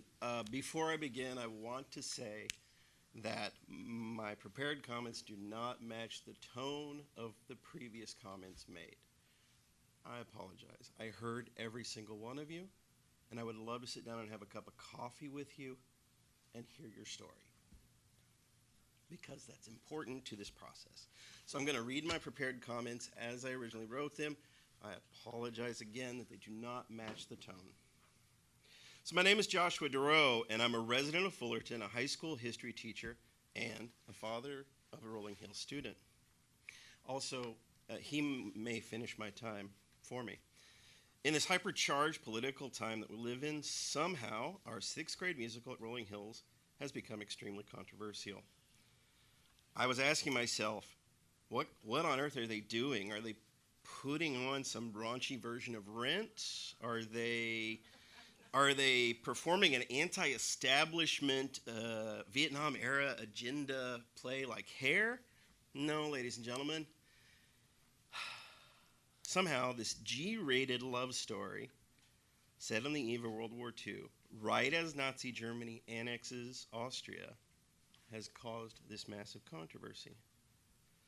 Now, about a week ago, my son came home really upset because the show they were working on was being changed.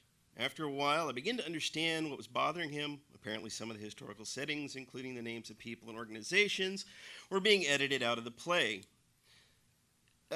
He was also concerned that the younger kids weren't going to get to watch the play like he did when he was in 2nd grade.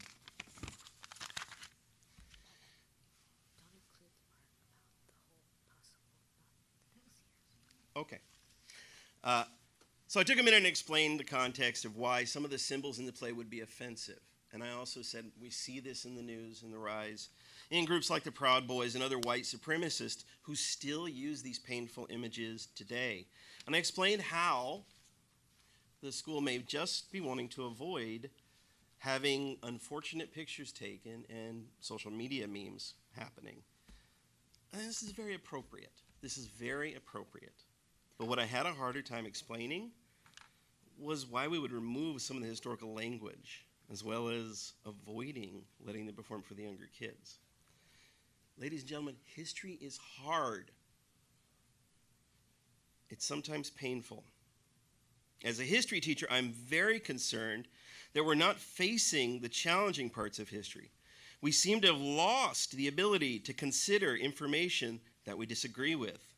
We no longer listen to people who are different or whose ideas are different from our own. We, and I am talking about the adults in the room now, have decided not to consider what someone else who disagrees with us might say. I apologize. I spoke more than I thought. Thank you. Thank you very much. Trustees, we have 3 more public comments, and we need about 15 minutes. Do I have a motion? Second? I'll second. Any discussion? 1 minute. The young man who went up there, is he entitled to fill out a pink card? Of course. If there's So anybody then here we that may need a wishes- few more minutes so that he can do that. Thank Okay. you. All right. Any other discussion? All right. All those in favor of 15 more minutes, please say aye. Aye. 5-0, the motion carries. Will Allie Brackett please join us at the podium?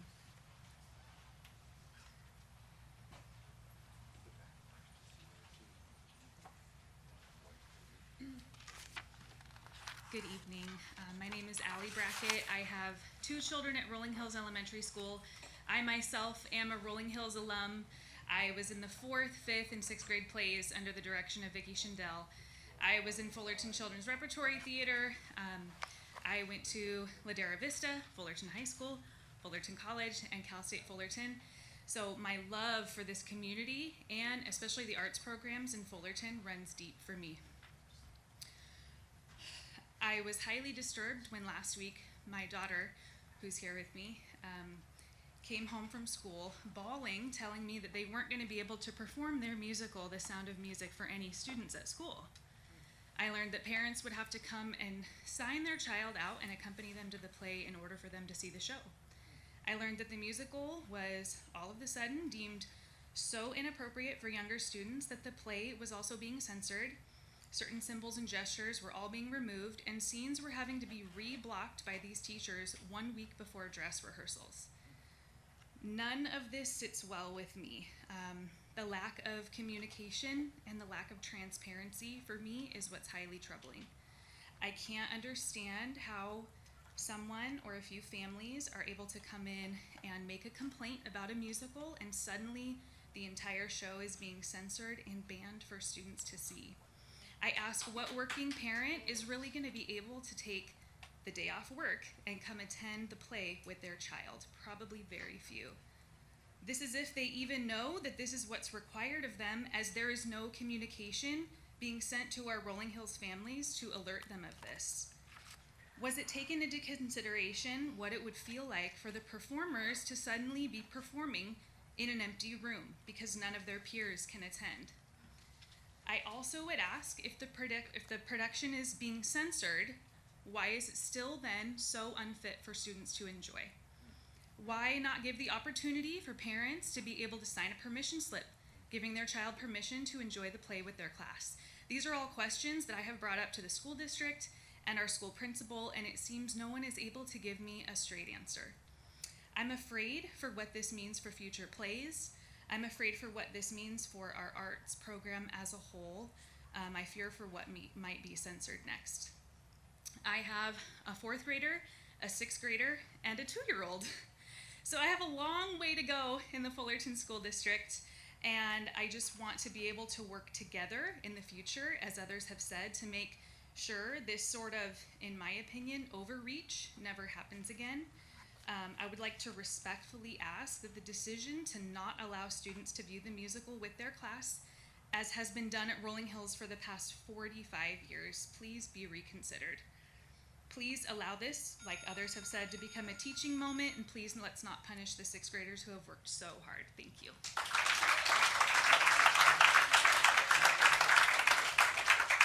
Thank you. Would Lisa please come to the podium?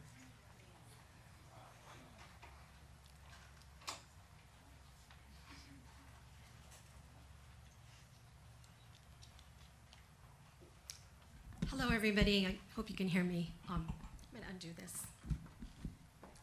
There we go. Okay.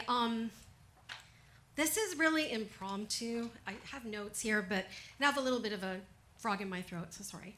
But I have spoken at one other school board, I think Los Alamitos, right? And I don't go too often to these, but wow, It's almost like, why am I here? What led me here? And it's ironic because you guys were talking about anti-Semitism, and I happen to be half Jewish, Japanese, Dutch, whatever. Maybe I'm like native. I don't know. Doesn't matter. Okay, it's what I am. But you guys, seriously, do not change the sound of music. That's like, why, right? These plays or shows were made during a time when you had things going on that, whatever, okay?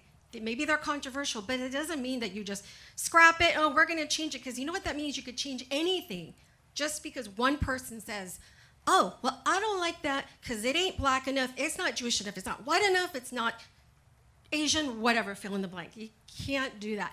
I understand Nazism is controversial, and yeah, I get it, but there's nothing in this play that promotes, right, Nazism. It's just a play about a family and their musical, whatever, okay? I remember it. Excuse me. So here's another thing. This is a little controversial, so take it for what it is. You might have your own opinions. I think things like CRT, for example, okay, might be causing people to like overreact to things like, well, I'm Jewish, I'm this or that, or Sound of Music. Come on, you have to get to the point of what is causing people to be upset, because everyone has a different opinion about life, right? I'm not Republican, I'm not Democrat, it doesn't matter. But we all have a right to be whatever, right? Everyone in this room. So when you start to say, well, my voice is, in my opinion, and what I want is more important than yours, then what happens, right? You don't get anywhere, and you just get fighting and hatred, right? Because truthfully, I mean, Jews have their own history. They deserve respect, but then so do black people, white people, Asian. Everybody has a history that deserves respect. And somebody here earlier was talking about the genocides. Yeah, all of them, the Holocaust, the Holodomor, the killing fields. How many people know about the Holodomor? That happened in the Ukraine back in the 30s, where Stalin starved like millions of people. How many people know about that, right? Yeah. Okay, some people do. Not saying everybody doesn't, but and this is very impromptu, so maybe my time is almost up. I don't really have a lot more to say, but just keep in mind, you guys, it's not controversy is okay. We could discuss it like we're doing tonight, okay? But respect everybody's opinion. Research. If you don't understand it, research it, right, and see what the other side is saying. Thanks. Thank you. Would Robin Ballon please come to the podium?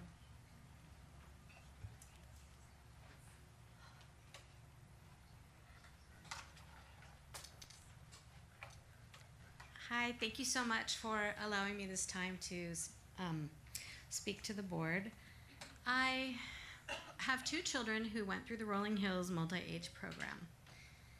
And they are now, one is a freshman in college, finishing up his first year as a history major, and one is about to graduate from Troy Tech. So it's been quite a while.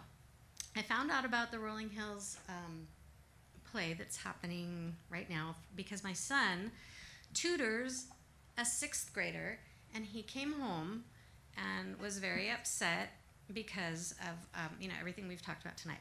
I would like to say that my two children they benefited so much by being able to view and perform these plays.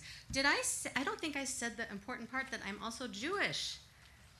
I left that out. And I also have a master's degree in early childhood education, specializing in curriculum development. So I feel like from a couple of different angles, I'm just very invested in this conversation that we're all having tonight. And it concerns me very much that the Rolling Hills culture and the way that history is taught there, it's important to me that that be preserved, because my children benefited so much. And the way that the teachers lead up to these discussions of the Holocaust is very professional and appropriate. It's age appropriate. It's taught in an age appropriate way, and I trust those Rolling Hills teachers so much. They gave so much to my children, and the opportunity to both view and perform in those plays was really invaluable for both children, who are very, very different. So what I would like to ask the board is that they consider some sort of procedure or policy, I'm not sure what the right term would be, where there's like a way for parent concerns, very valid concerns that I heard here tonight, be addressed without having to react in a way that is so impactful to the children who are trying to perform their play and view the play. My children learned how to cope with anti-Semitism because of Rolling Hills and the way that history is taught there. They did not experience any anti-Semitism at Rolling Hills, and I consider myself lucky for that. But when they got to Ladera Vista, they really did. And we're talking big time. And so much so that the principal of that school at the time had to send my child a copy of Viktor Frankl's Man's Search for Meaning. But that was also part of this Fullerton School District, and that principal did that. And it meant everything. Okay, thank you.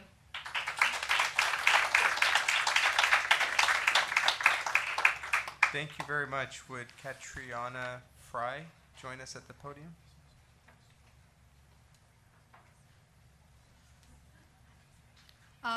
Hey, I'm Catriona Frey, but just call me Kati.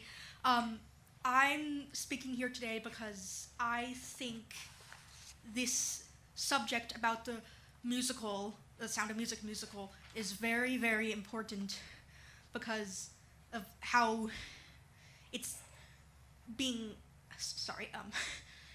how it's being censored in this way. That this is very important. The thing about, sorry.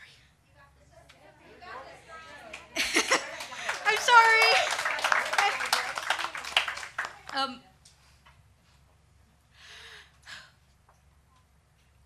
How the thing about the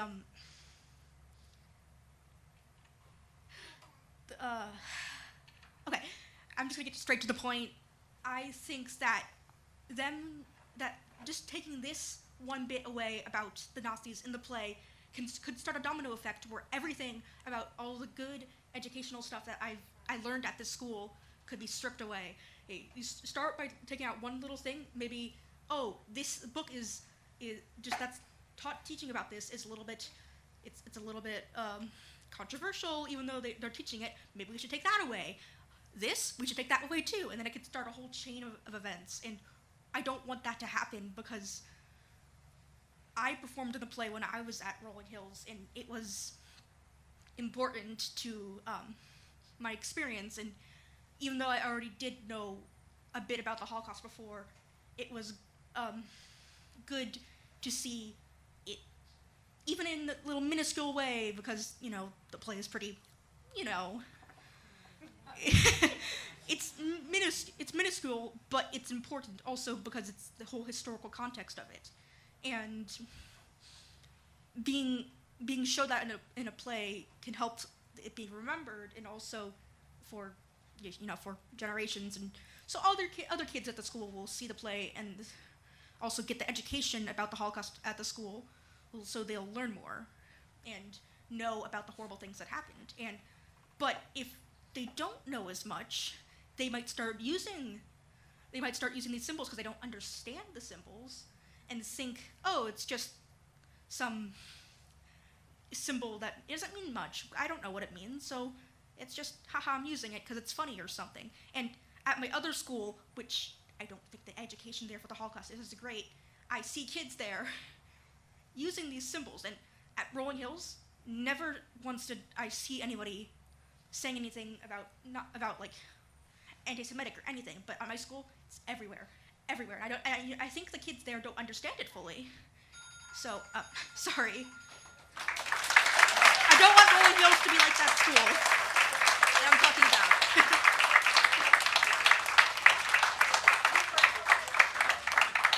Thank you very much. Would James Giroux come to the podium? So, hi.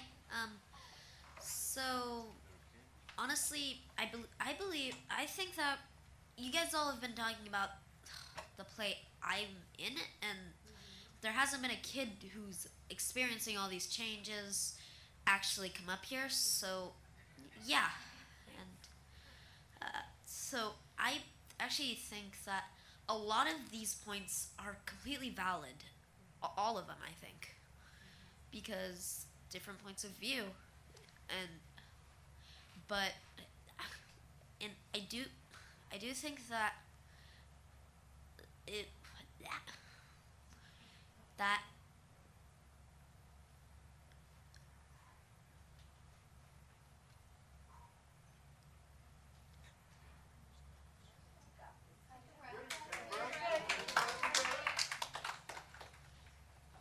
that that even though kids at the school have done this, salute, the thing, I forget what it's called.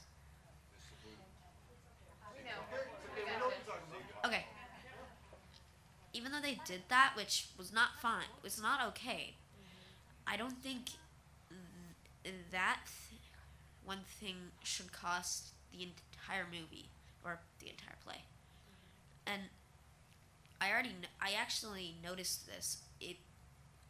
As Kati was talking about last time, earlier, I already noticed the domino effect with the play. First it started with the kids, and then it just domino until a lot of the play, till there was some of the play censored and the younger kids couldn't see it. And there was also a lot of uncertainty with this, because one day, at one point we got confirmation that the 4th and 5th graders would have to sign a slip, but they could come and see it during school hours. And then the next day they said that they wouldn't. I don't know if that's completely true, but that's what I was told by my teachers. So, yeah.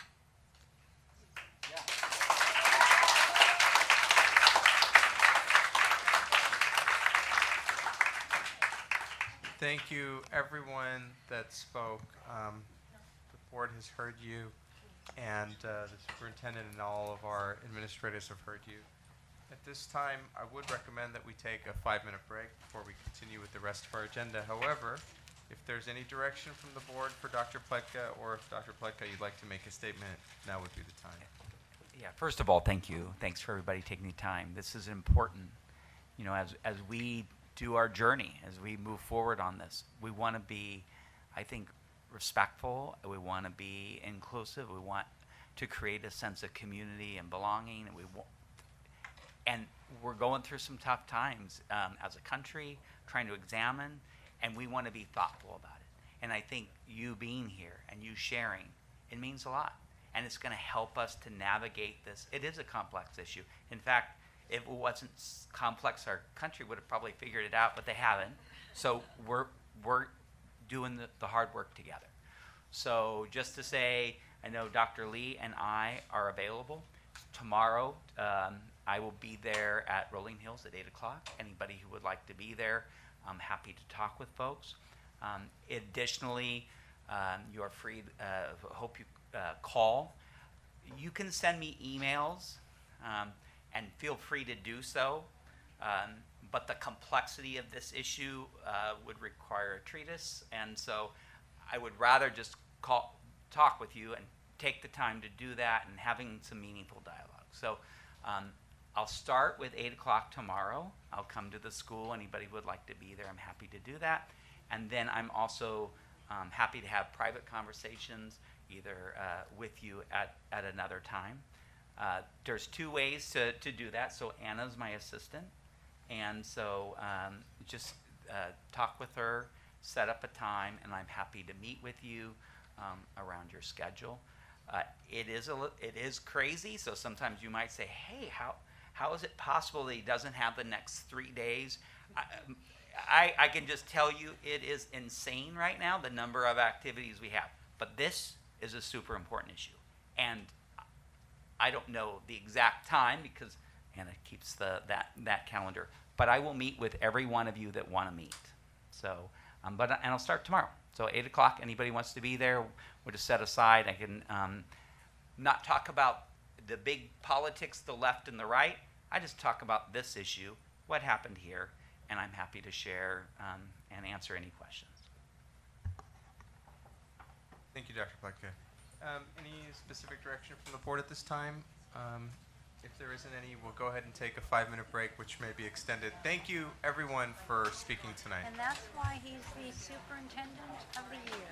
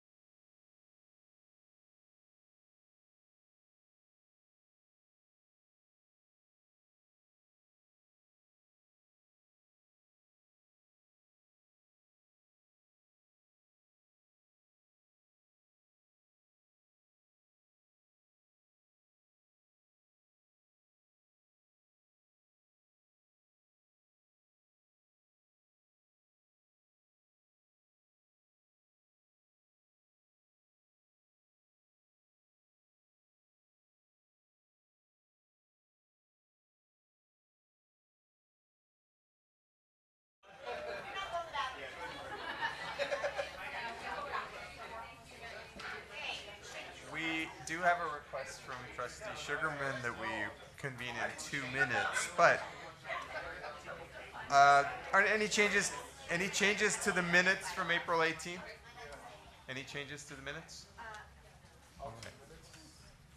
All right, do I have a motion to approve the minutes? I will motion to approve the minutes. I read them. All right, do we have a second? Second. And any discussion? All right, all those in favor say aye. Aye. All right, motion carries 4-0-0. It's 4-0-1 maybe. Any changes to, you know what, I do want to wait for Hilda to come back for that one. Okay. Any changes to the agenda from any board members that are present? I was hoping to move 9A to before section 8. So after the consent agenda, if we could address the 9A, the LCAP presentation. I have that as 10A. Okay. Is it 10A? Might just be in this version. I have it as administrative reports. Are you moving something on the agenda? Yeah, page 33. I agree with moving LCAP I up was so asking to move LCAP after consent. Is there a second? I'll second that. All right, great. Any discussion? All those in favor say aye. Aye. All right, 5-0, motion carries. Any other changes to the agenda? All right, great.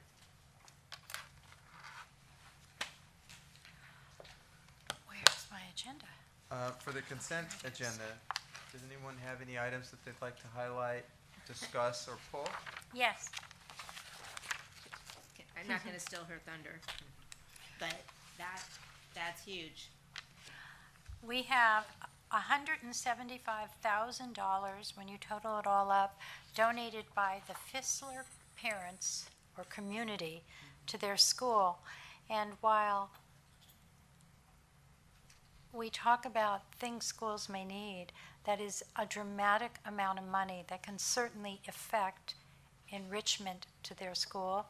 And it's amazing that a public school has parents committed to add to the value of their students' education.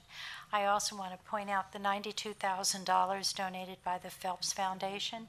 That's also incredibly effective for schools that receive those grants. I want to point out Richmond School has a memorial donation of $500 by Stan Smiley. Mrs. Anita Smiley taught at that school for over 20 years, I believe. She was president of our teachers union. She was a huge contributor to our school district, and how kind that her family still remembers what she did in this district to continue her legacy of giving. And just so you know, this month's donations warm my heart. $315,392.57. The end of the year, allowing money for future things. Thank you, Fissler School. Appreciate it.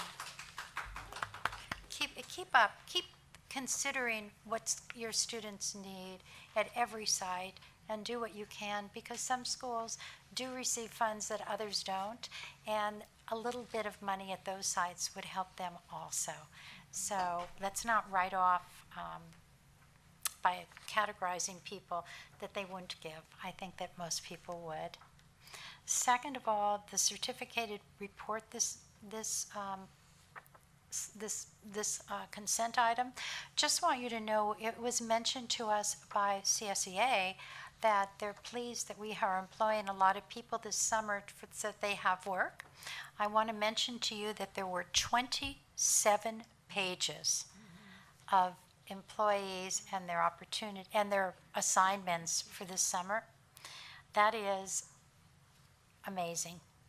CSEA, congratulations for helping us to better service our students and give our districts, our vision from this board for above and beyond commitment to service students in all the programs we were able to put on, we hope to be able to do this summer.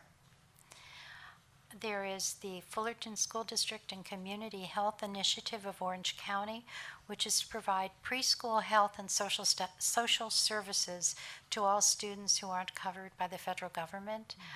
Wow, what a relief for those parents, right? Whoa, and for those families. That's it. Thank you very much. Thank you. Any other items that we need to discuss on the consent agenda? All right. Do I have a motion to approve the consent agenda? Well, I just wanted to pull out the fact that buried in all of our consent items, we are proclaiming the three previous things. May 8th through May 12th as Teacher Appreciation Week, Saturday, May 6th through May 12th as National Nurses Week, and then coming up May 21st through 27th is Classified School Employee Week. I know I speak for all of us when we say that we are so grateful for the work that all of our teachers, classified staff, nurses, and health aides do in our community for our schools. So just want to say it's not just hidden. We read it and we appreciate you. Thank you very much. Absolutely. I did want to thank everyone looking through this, as many as how many people are actually going away to trainings to bring back information to their fellow colleagues and to share that and to just get better at their craft. So thank you for willing to take some of your time out of the summer to go to places that might be hotter than California and sweatier and more humid just for the sake of learning. So thank you guys very much. Thank you very much. Any other comments or highlights from our consent agenda? Okay. Do we have a motion to approve? I move to approve the consent agenda. And a second? I second.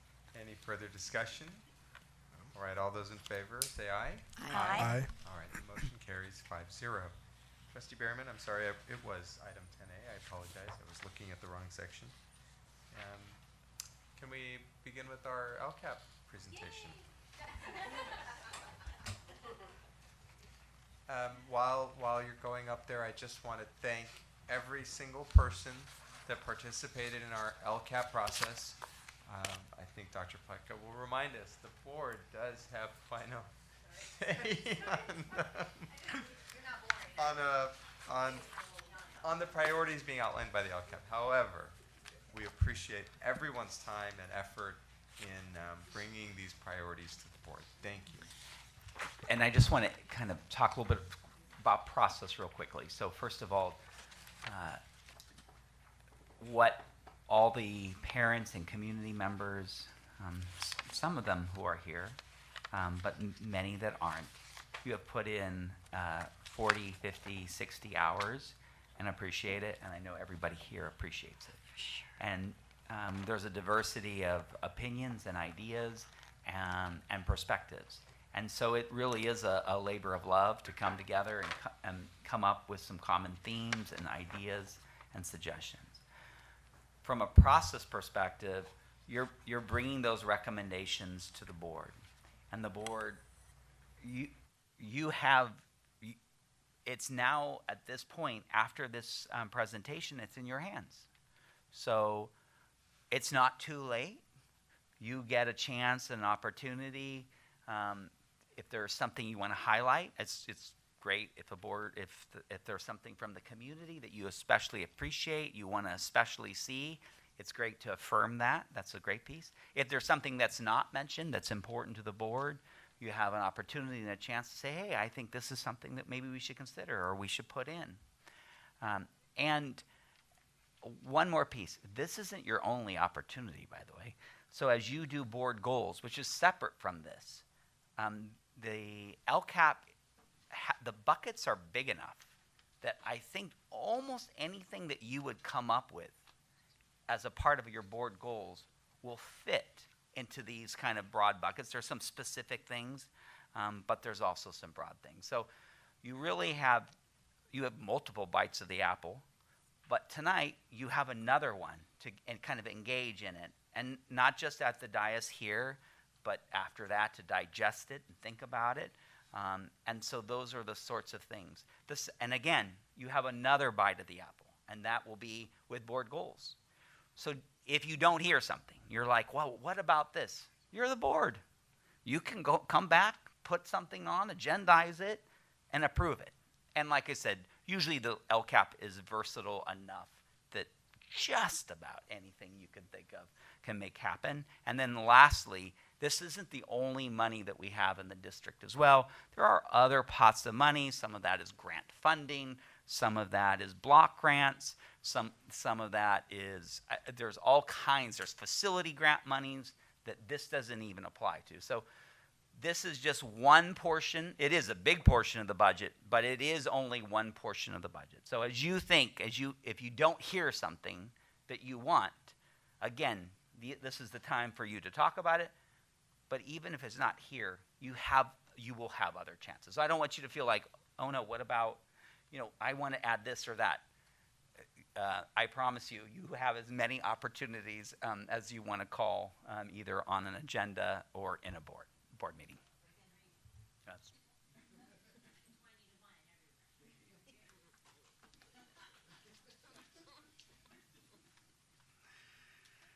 Thank you, Dr. Pletka. Good evening, President Takur, Board of Trustees, Dr. Pletka, Executive Cabinet, and Fullerton Community. Tonight, we're fortunate to have several members of our LCAP Advisory Committee here to present on the 23-24 LCAP.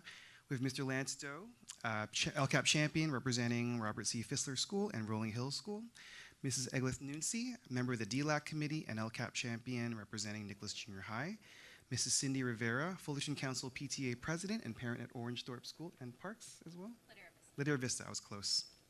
And Dr. Elinda Soltero Ruiz, Director of Educational Service, also here. I also want to recognize Mrs. Kelly Whiteman is also here, representing the All the Arts Foundation. She also served on the committee as well, so thank you for being here. And thank you for your patience tonight and staying with us. I know it's been a long day, so we appreciate that. So tonight's presentation will have several components. First, what is the LCAP? Second, how much funding do we get from the LCFF? What are the requirements of the LCFF? What are the 4 goals and recommendations for the LCAP? And lastly, what are the next steps for LCAP approval? And I'm going to pass it on to Mr. Lance Doe.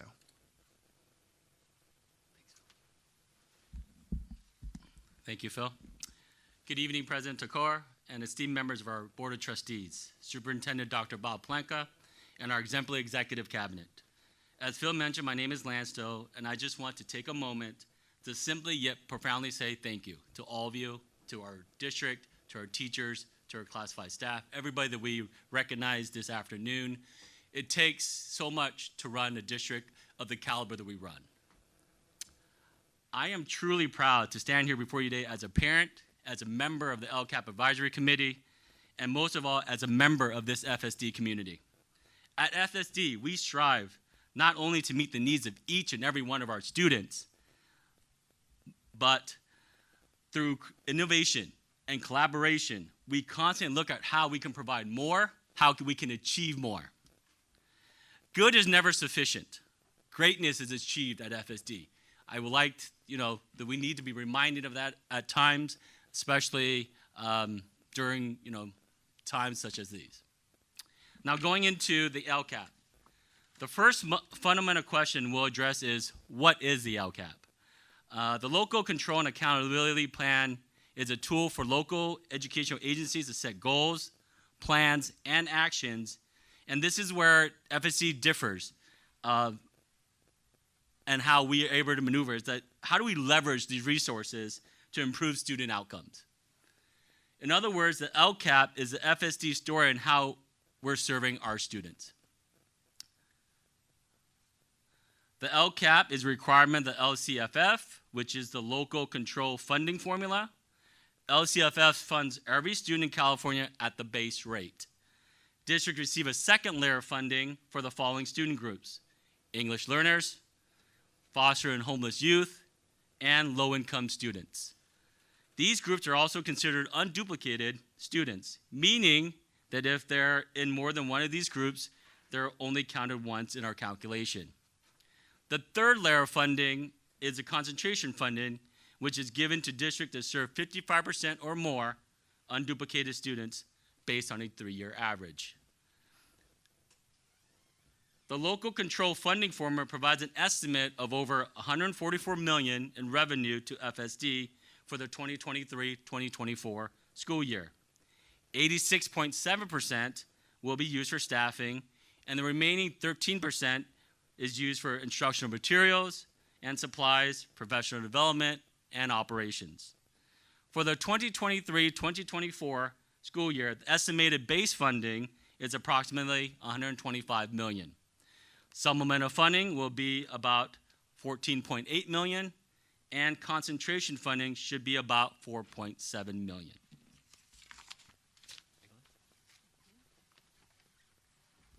Hello, good evening. I know you guys were waiting for me. And for all these amazing comments. Let's all clap for the, you see, because let's give the energy. We need energy tonight, or we are not going to learn about how important is our LCAP. Look at Rob having the energy. Come on, Rob. I got you. Thank you. This is my last time addressing to all of you as a DLAC rep, you see, because I'm moving on. I'm being promoted to the high school. I'm very happy to be. Yes, Hilda, she's not going to let me go.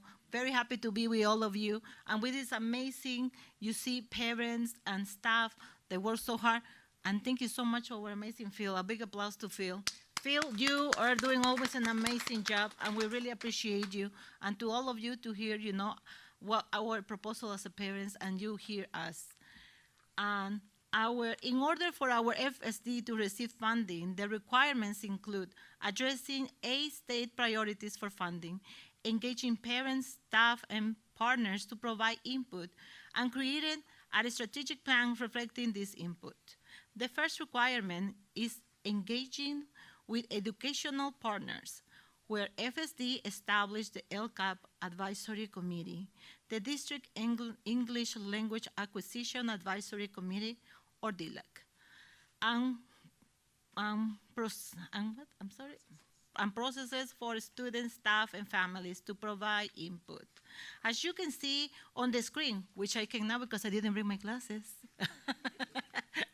Thank you, Phil, for print this large, you know, sheet for me, because otherwise I will not be able to do it. Thank you, Phil, again. And as you can see on the screen, FSD consult with multiple groups in the process, including parents and families, staff, collective bargaining units, and value partners. The 8 state priorities for the local control funding formula can be categorized into 3 domains that include conditions of learning, pupil outcomes, and engagement.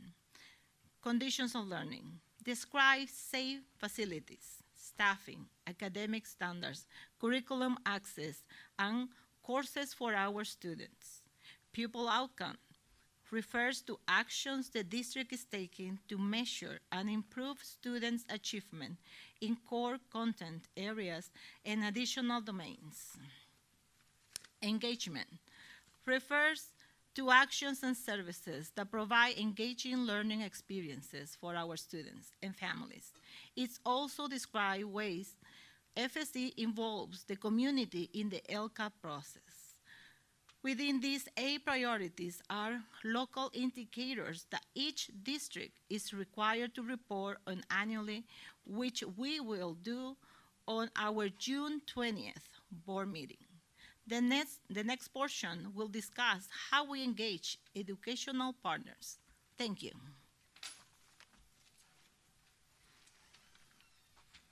Hi, everybody, again. FSD provided an LCAP survey for students, family, and staff. All surveys were conducted with a 4-point scale based on responders' confidence in each category. This year, over 4,100 responses from all groups were received, almost 1,200 more than last year. It's awesome. For academic rigor, which covered high expectations, learning support, and real-life connections, the average response was 2.9. For connectedness, which relates to inclusion and collaboration, the average was 2.8. Lastly, students averaged 2.97 on safety, which related to emergency preparedness as well as kindness and respect.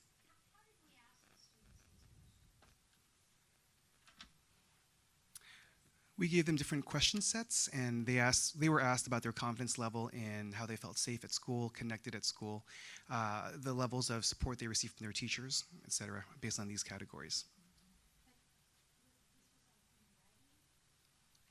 This was an online form that was sent to all students, for 4th through 8th grade students.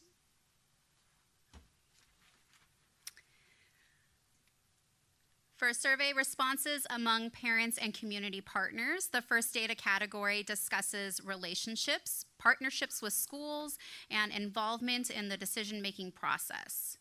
Parents' responses average 3.21. In the area of academic rigor, parent responses average 3.31. Third, parents average 3.32 in the area of connectedness for their students.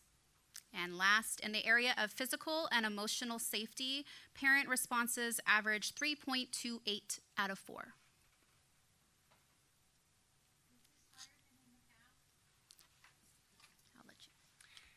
It's right around the same level. Some scores may be about 0.2, 0.02 in terms of difference between last year and this year. It's pretty minimal. But given the increase in participation and responses, I think that says a lot. Right, because there was 1,200 more than last year. FSD teachers were also surveyed on 4 key areas based on their confidence in each category. First, teachers averaged 2.97 based on self-assessments of their preparedness to respond to students' social emotional needs. The second area, centering around their preparedness to deliver effective and differentiated instruction for diverse students, teachers averaged 3.17. Surrounding safety preparedness, the average score as 3.08.